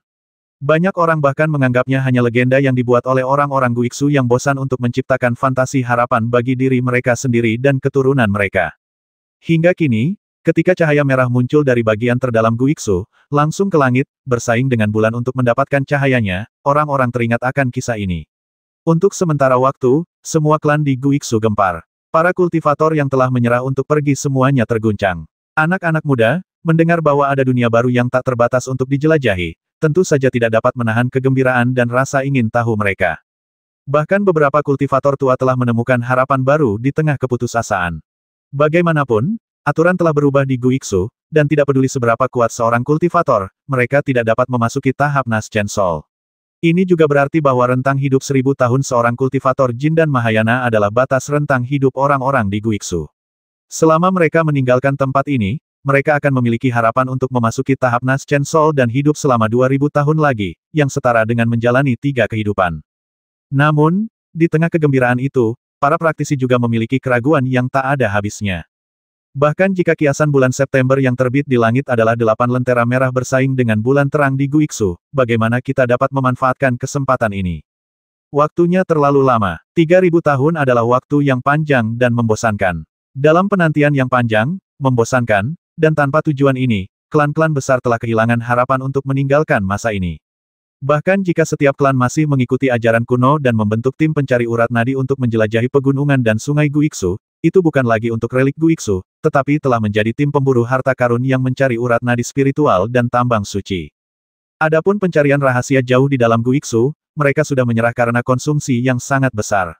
Bahkan di luar Guiksu, ada banyak binatang buas dan bertahan hidup sulit, apalagi di dalam Guiksu. Binatang buas terkuat yang hidup di pinggiran Guiksu tidak lebih dari level 5, sedangkan di bagian terdalam Guiksu, terdapat binatang buas terkuat level 7 yang legendaris. Selain itu, terdapat turbulensi kehampaan yang tak berujung, danau guntur gelap yang menakutkan, dan bahaya lainnya. Dapat dikatakan bahwa bahkan jika tim pencari denyut nadi yang dipimpin oleh seorang kultivator Jin dan Mahayana memasuki bagian terdalam Guiksu, kemungkinan untuk keluar hidup-hidup kurang dari 10%. Hampir setiap tim yang dikirim akan musnah. Bahkan jika mereka cukup beruntung untuk kembali hidup-hidup, mereka hampir tidak akan mendapatkan informasi apapun kecuali binatang buas yang kuat dan menakutkan di dalam dan area kacau tempat aturan sulit dipahami. Dalam situasi ini, klan-klan tersebut secara alami melepaskan keinginan untuk menyelidiki rahasia-rahasia di dalam Guiksu. Meskipun orang-orang dari luar pasar terus berdatangan, mereka semua ambisius pada awalnya, tetapi lambat laun akan kehilangan minat di kemudian hari. Karena itu, tidak berlebihan jika dikatakan bahwa pemahaman klan tentang area inti Guiksu benar-benar kosong. Maka, situasi yang canggung pun muncul. Fenomena kenaikan September muncul, dan waktu legendaris untuk meninggalkan Guiksu telah tiba, tetapi tidak seorang pun tahu bagaimana cara meninggalkannya, dan bahkan tidak seorang pun tahu bagaimana cara memasuki kedalaman Guiksu. Meskipun semua klan berambisi dan telah mengirimkan orang-orang yang berani dan nekat, bertekad untuk mengambil kesempatan ini untuk menerobos masuk ke Guiksu bahkan dengan mempertaruhkan nyawa mereka, berapa banyak orang yang dapat mencapai Guiksu hidup-hidup mengingat banyaknya rintangan berupa binatang buas, arus kekosongan yang bergolak, dan daerah terlarang seperti Danau Guntur Gelap. Ini adalah masalah sulit yang membuat setiap klan kehilangan rasa percaya diri. Apakah demi sebuah legenda Anda rela mempertaruhkan seluruh keluarga? Atau haruskah kita berpegang pada peraturan kota dan melepaskan kesempatan seperti itu? Setelah mengalami kejutan dan kegembiraan awal, semua klan utama tiba-tiba merasa sangat gelisah. Pada saat itulah klan Feng Tian, klan Bai Yue, klan Yuzhou, klan Hentian yang kini sudah sangat lemah, dan bahkan beberapa klan yang lebih kecil, semuanya panik dan ragu-ragu, ketika tiba-tiba mereka menyambut seorang tamu, yang semuanya adalah orang-orang aneh yang mengenakan pakaian linen, sandal jerami, dan dengan rambut acak-acakan yang tersampir di bahu mereka, seperti orang-orang biadab. Mereka datang dari tempat yang tidak dikenal seperti hantu dan datang untuk mengunjungi mereka. Tolong beritahu Tuan bahwa utusan dari klan Sunlong ingin bertemu denganmu. Mencari klan naga. Setelah mendengar bahwa klan Sunlong yang paling misterius dalam legenda Guiksu telah mengirim utusan untuk berkunjung, semua klan terkejut. Terutama pada saat kritis ketika fenomena aneh ini naik ke langit, kemunculan utusan klan Sunlong membuat para tetua dari setiap klan merasa aneh. Mereka semua mengirim para pemimpin klan atau tetua berstatus bangsawan untuk menerima utusan klan Sunlong dengan penuh hormat, dengan upacara yang sama seperti yang dilakukan oleh utusan kerajaan. Utusan dari klan Sunlong masuk dengan gembira, tetapi hanya meninggalkan sepatah kata sebelum menghilang. 3 hari kemudian, di panggung kenaikan, Tuan Sunlong akan mengundang semua klan untuk membahas rahasia Guiksu. Mari kita pergi ke tempat rahasia bersama dan membuka Istana Dao. Anggota klan Sunlong muncul, ingin berbagi rahasia Guiksu yang diperoleh setelah ribuan tahun penjelajahan. Untuk sementara waktu, berita itu menyebar, yang hampir lebih mengejutkan daripada fenomena kenaikan bulan September, dan klan-klan itu hampir tidak dapat mengendalikan diri. Selama bertahun-tahun, semua klan telah menyerah menjelajahi rahasia Guiksu karena mereka tidak mampu membayar tenaga kerja dan sumber daya material. Namun ada satu klan, klan pemburu naga yang paling misterius. Orang-orang di klan ini semuanya gila. Selama ribuan tahun, mereka telah menjelajahi rahasia Guiksu dan tidak pernah menyerah. Kalau ada orang yang paling memahami rahasia terdalam Guiksu dengan benar dan terperinci, klan Sunlong adalah nomor 1, dan aku khawatir tidak ada yang bisa menjadi nomor 2. Sebenarnya, setelah bulan merah terbit di langit, banyak klan yang berpikir untuk mencari klan Sunlong dan mendapatkan rahasia kedalaman Guiksu dari mereka. Namun, klan Sunlong begitu misterius sehingga mereka tidak tahu harus mulai dari mana. Tanpa diduga, pada saat kritis ini, mereka berinisiatif untuk muncul dan bahkan mengundang semua klan untuk menjelajahi kedalaman Guiksu bersama-sama. Untuk sesaat, tidak peduli apa yang mereka pikirkan dalam hati, semua klan segera membuat pengaturan dan bergegas ke Sengxiantai untuk pertemuan. Platform kenaikan terletak di atas jurang tak berujung di tengah Guiksu. Platform ini merupakan platform Tao yang terbuat dari batu giok putih, yang tingginya 99 kaki, lebarnya 99 kaki, dan panjangnya 99 kaki. Konon, platform ini merupakan tempat orang-orang yang telah mencapai kesuksesan besar dalam tradisi Tao Tai Sang naik ke negeri dongeng. Ketika tradisi Tao Tai Sang berada di puncaknya, ada legenda tentang 10 orang abadi.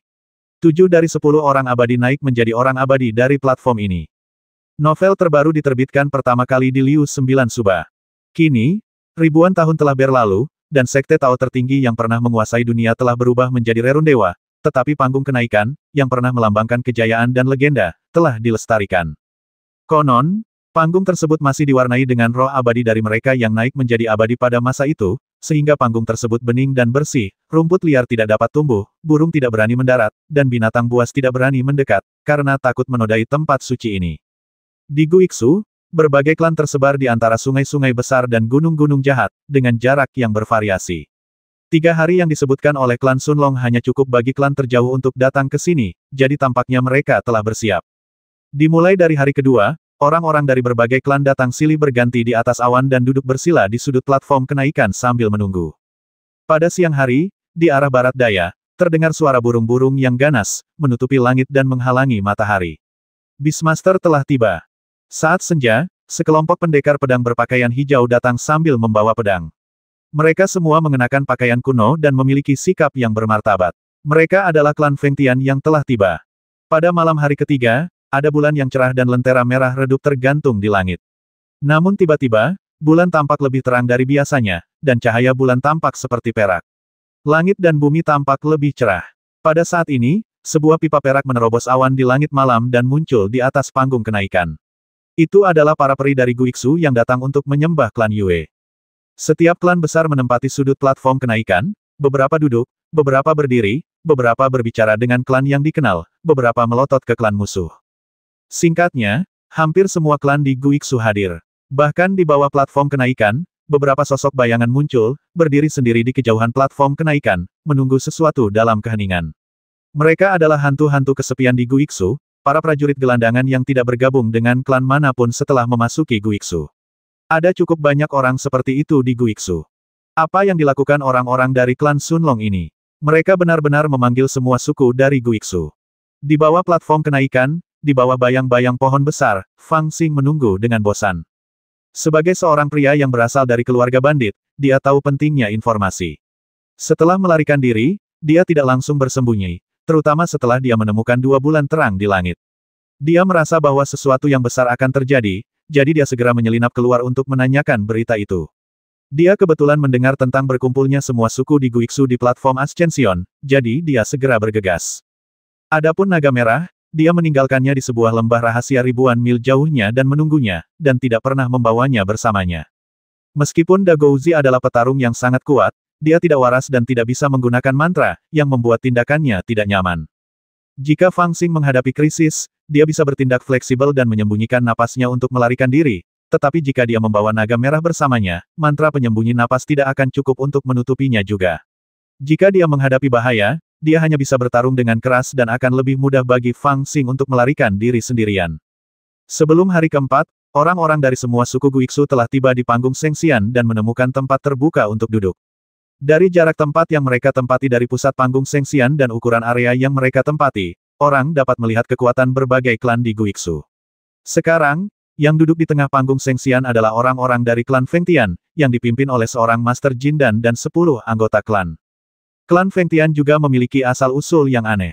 Leluhur Feng Tian tidak memasuki Guiksu karena ia dipaksa ke dalam situasi yang sulit, tetapi ia pergi ke Guiksu untuk memburu ibel tua yang telah melakukan banyak hal jahat.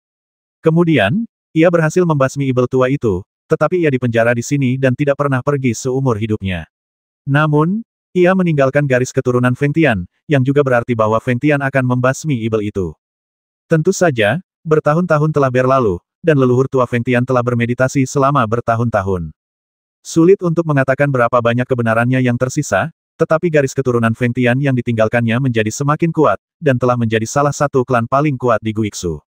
Ada juga hal yang menarik untuk dikatakan, garis keturunan Feng Tian dan garis keturunan Hentian tidak memiliki kebencian, tetapi karena nama mereka yang bertentangan dan wilayah yang sama yang mereka tempati, telah terjadi gesekan kecil yang konstan selama ribuan tahun, yang terakumulasi dan semakin dalam, dan kebencian menjadi lebih dalam, hampir menjadi situasi hidup dan mati. Selain klan Feng Tian yang berada di tengah, klan Yuzhou dan klan Bai Yue jelas berstatus lebih tinggi dan dikelilingi oleh klan-klan kecil lainnya. Namun, kedua klan ini juga luar biasa. Klan Yuzhou dikatakan telah menguasai beberapa metode untuk mengendalikan binatang buas, yang merupakan keunggulan unik di Guixu, dan tidak ada yang berani memprovokasi mereka. Klan Bai Yue menghormati wanita, dan metode latihan mereka juga terkait dengan bulan yang cerah. Mereka biasanya bergerak dengan cara yang aneh dan jarang menghubungi orang luar. Mereka adalah klan paling misterius di antara klan-klan di Guixu kecuali klan Sunlong. Kelima suku Hentian, Feng Tian, Yuzhou, Bai Yue, dan Sunlong hampir merupakan suku terkuat di Guixu. Namun, Fang Xing telah memperhatikan bahwa tidak ada seorang pun dari klan Hentian yang muncul. Dia tidak tahu apakah sesuatu telah terjadi, atau apakah dia telah menyebabkan terlalu banyak masalah bagi mereka dan mereka sekarang tidak dapat melindungi diri mereka sendiri, dan tidak lagi dapat berpartisipasi dalam pertemuan eksplorasi Guixu yang diprakarsai oleh klan Sunlong. Waktu berlalu lambat, saat itu sudah tengah malam, bulan berada tinggi di langit, satu merah dan satu putih, bersinar terang satu sama lain. Pada jam selarut ini, bahkan orang-orang yang saling kenal berhenti berbicara dan hanya memejamkan mata dalam meditasi. Panggung kenaikan dipenuhi dengan aura abadi. Ada beberapa binatang buas di sekitar. Selain itu, setelah bulan merah naik ke langit, tampaknya ada lapisan atmosfer yang menindas yang tidak dapat dijelaskan di dalam Guixu. Bahkan raungan binatang buas yang dapat didengar dari waktu ke waktu pada hari kerja jauh lebih sedikit. Sekarang tengah malam dan suasananya bahkan lebih sunyi. Ini dia, tepat tengah malam, di panggung kenaikan, di tengah kerumunan yang terdiam, seorang kultivator tua tiba-tiba membuka matanya dan berteriak dengan suara yang dalam. Saat dia berbicara, beberapa orang membuka mata mereka dan melihat ke arah barat. Bahkan Fang Xing pun membuka matanya dan melihat ke arah barat. Dia samar-samar merasakan fluktuasi kekuatan spiritual di barat, yang pasti seseorang telah membaca mantra dan datang. Semua kultivator di atas dan di bawah panggung kenaikan menggunakan mata ajaib mereka untuk melihat dan melihat sekelompok orang datang di atas awan di bawah sinar bulan di langit yang jauh. Jumlah mereka tampaknya tidak banyak, hanya 7 atau 8 orang. Namun ketika mereka semakin dekat, mereka dapat melihat dengan jelas bahwa orang yang memimpin kelompok itu sebenarnya adalah seorang wanita yang mengenakan topi bambu dan jubah abu-abu.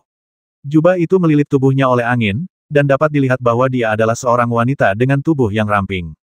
Di belakangnya ada sekelompok orang aneh, semuanya mengenakan pakaian linen, sandal jerami, dan rambut acak-acakan yang terurai di bahu mereka. Meskipun mereka tampak berbeda, mereka mengenakan pakaian yang sama dan memiliki ekspresi muram yang sama. Mereka tampak seperti 7 bersaudara yang berbaris. Magu terlambat, saya harap kalian para senior memaafkan saya. Kelompok orang ini tiba di platform kenaikan. Wanita berjubah abu-abu itu melompat turun dari kereta awan dengan ringan dan membungkuk kepada semua pasukan dengan suara lembut. Temanku, kau juga anggota klan Sunlong, kan? Tapi aku tidak tahu apa statusmu di klan itu, dan di mana pemimpin klanmu. Di tengah kerumunan, seorang lelaki tua mengenakan jubah kuno, dengan wajah persegi, mahkota tinggi di kepalanya, dan janggut panjang berjalan keluar. Dia adalah tetua agung klan Feng Tian dan pemimpin tim yang dikirim oleh klan Feng Tian untuk memasuki tempat rahasia Guixu bersama klan Sunlong. Dia berdiri untuk menyambutnya dan menatap wanita berjubah abu-abu itu dari atas ke bawah, tetapi sedikit mengernyit, jelas merasa bahwa dia adalah seorang junior. Salam kepada tetua agung Fang Zheng dari klan Feng Tian. Saya Magu, pemimpin klan Sunlong saat ini. Wanita berjubah abu-abu itu membungkuk dan berbicara dengan suara tenang, tetapi kata-kata yang diucapkannya membuat orang-orang terkejut. Apakah kamu pemimpin klan Sunlong? Bahkan tetua agung dari klan Feng Tian pun tak kuasa menahan diri untuk tak berkata dengan terkejut. Klan Sunlong dikenal sebagai klan paling misterius di Guixu, tetapi kekuatannya tidak dangkal, jika tidak, klan ini tidak akan selalu terdaftar sebagai salah satu klan terkuat di Guixu. Wanita di depannya ini baru berada di tahap awal kultivasi Jindan, dan dia tidak terlihat sangat tua, paling-paling usianya tidak lebih dari 100 tahun. Dengan kualifikasi dan kultivasi seperti itu, dia bahkan tidak memenuhi syarat untuk menjadi pemuja tingkat tinggi, dan bagaimana dia bisa menjadi pemimpin klan Sunlong. Untuk sesaat, semua orang di platform Ascension menatap mereka dengan heran, dan kebanyakan dari mereka curiga. Magu tampaknya telah melihat apa yang dipikirkan semua orang. Suaranya masih begitu lembut saat dia berkata dengan tenang, di depan semua tetua, aku tidak berani berbohong. Aku telah menjadi pemimpin klan Sunlong selama 10 tahun. Meskipun aku tidak cukup berbakat, tidak ada yang dapat kulakukan untuk itu. Sekarang hanya ada beberapa dari kita yang tersisa di klan Sunlong. Dengan kata lain, akulah satu-satunya yang tersisa di klan Sunlong yang sebenarnya. Ledakan. Kerumunan orang terkejut ketika mendengar berita itu. Klan Sunlong, salah satu klan terkuat di Guiksu, kini hanya tersisa 7 orang.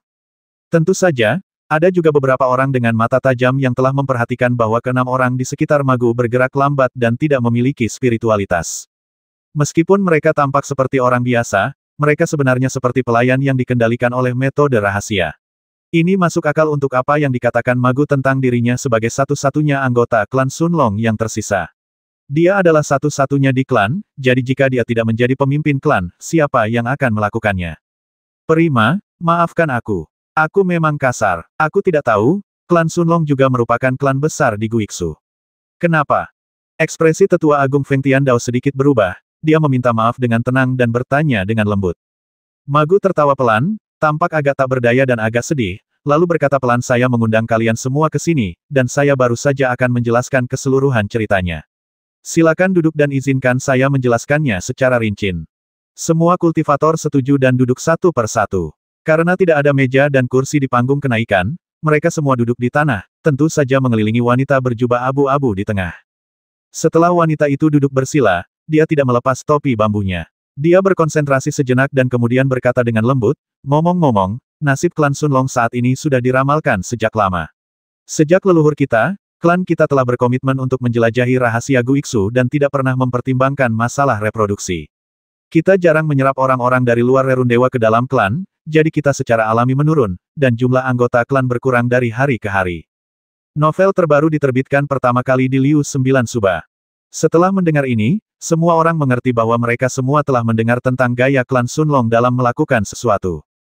Sudah lama sekali, orang-orangku mengumpulkan kekuatan mereka setiap 100 tahun atau 10 tahun untuk menjelajahi kedalaman Guiksu. Binatang buas di kedalaman Guiksu sangat kuat, dan ada keberadaan berbahaya seperti turbulensi kehampaan dan danau guntur gelap, yang dapat merenggut nyawa orang kapan saja. Bahkan para kultivator Jin dan Mahayana merasa sulit untuk melawan. Meskipun klan Sunlongku memiliki beberapa pengalaman yang diperoleh dari penjelajahan ribuan tahun, selalu ada banyak korban setiap saat. Akhirnya, suatu hari 40 tahun yang lalu, ayahku secara pribadi memimpin sekitar 10 anggota klan yang tersisa untuk menjelajahi kedalaman Guiksu. Namun, aku tidak tahu apa yang terjadi, dan seluruh pasukan musnah. Sejak saat itu, hanya aku dan beberapa pelayan yang tersisa di klan Sunlong. Suara Magu lembut dan tanpa emosi, tetapi kekeras-kepalaan orang-orang Sunlong yang digambarkan dalam kata-katanya menakutkan. Pada tahun-tahun berikutnya, beberapa pelayan juga kehabisan masa hidup dan meninggal satu persatu. Sejak kematian pelayan Lan 10 tahun yang lalu, hanya aku dan para pelayan ini yang tersisa di klan Sunlong. Haha, kurasa aku tidak dapat menjelajahi kedalaman Guiksu lagi, jadi aku kehilangan minat padanya. Awalnya aku berpikir untuk memilih klan besar, meminta status sebagai pendeta, dan mengistirahatkan tubuhku yang tersisa di sana. Namun, aku tidak menyangka bahwa fenomena aneh September yang naik ke langit akan muncul sekarang. Pada titik ini, dia tiba-tiba tersenyum tak berdaya dan berkata, "Senior, apakah kalian juga merasa ini sedikit konyol? Klan Sunlongku telah bekerja keras selama ribuan tahun untuk menjelajahi rahasia Guiksu, dan bahkan mengorbankan seluruh klan. Aku tidak pernah menyangka bahwa sekarang aku benar-benar memiliki kesempatan untuk menjelajahi rahasia Guiksu, tetapi aku adalah satu-satunya wanita lemah yang tersisa di klan Sunlong. Aku bahkan tidak memiliki kekuatan untuk memasuki kedalaman Guiksu." Setelah mendengar perkataannya, para kultivator terkejut dan merasa itu agak tidak masuk akal. Jika apa yang dikatakan wanita itu benar, maka klan Sunlong benar-benar menyedihkan. Tentu saja, para kultivator berkulit tebal dan berhati hitam. Pikiran penyesalan ini terlintas di benak mereka dan menghilang tanpa jejak. Tetua Agung klan Yusou tidak sabar untuk bertanya, apakah legenda kenaikan September itu benar? Ketika yang lain mendengar ini, mereka semua menjadi waspada, dan puluhan mata tertuju pada Magu. Magu mengangguk pelan dan berkata, benar. Menurut legenda di dalam klanku, fenomena September ini sebenarnya adalah manifestasi dari susunan pelindung yang tersisa dari Dao tertinggi. Yang disebut September, 1 bulan adalah bulan yang sebenarnya, 8 bulan adalah lentera, dan 8 adalah angka dasar susunan. 8 lentera ini sebenarnya adalah 8 bendera susunan dari susunan Dao tertinggi. Setelah lentera pertama muncul, lentera merah akan terbit setiap 10 hari. Ketika ke-8 lentera merah itu naik ke langit, susunan di dalam Dao tertinggi akan terbuka. Jika kau ingin memasuki Istana Dao, itulah satu-satunya kesempatanmu.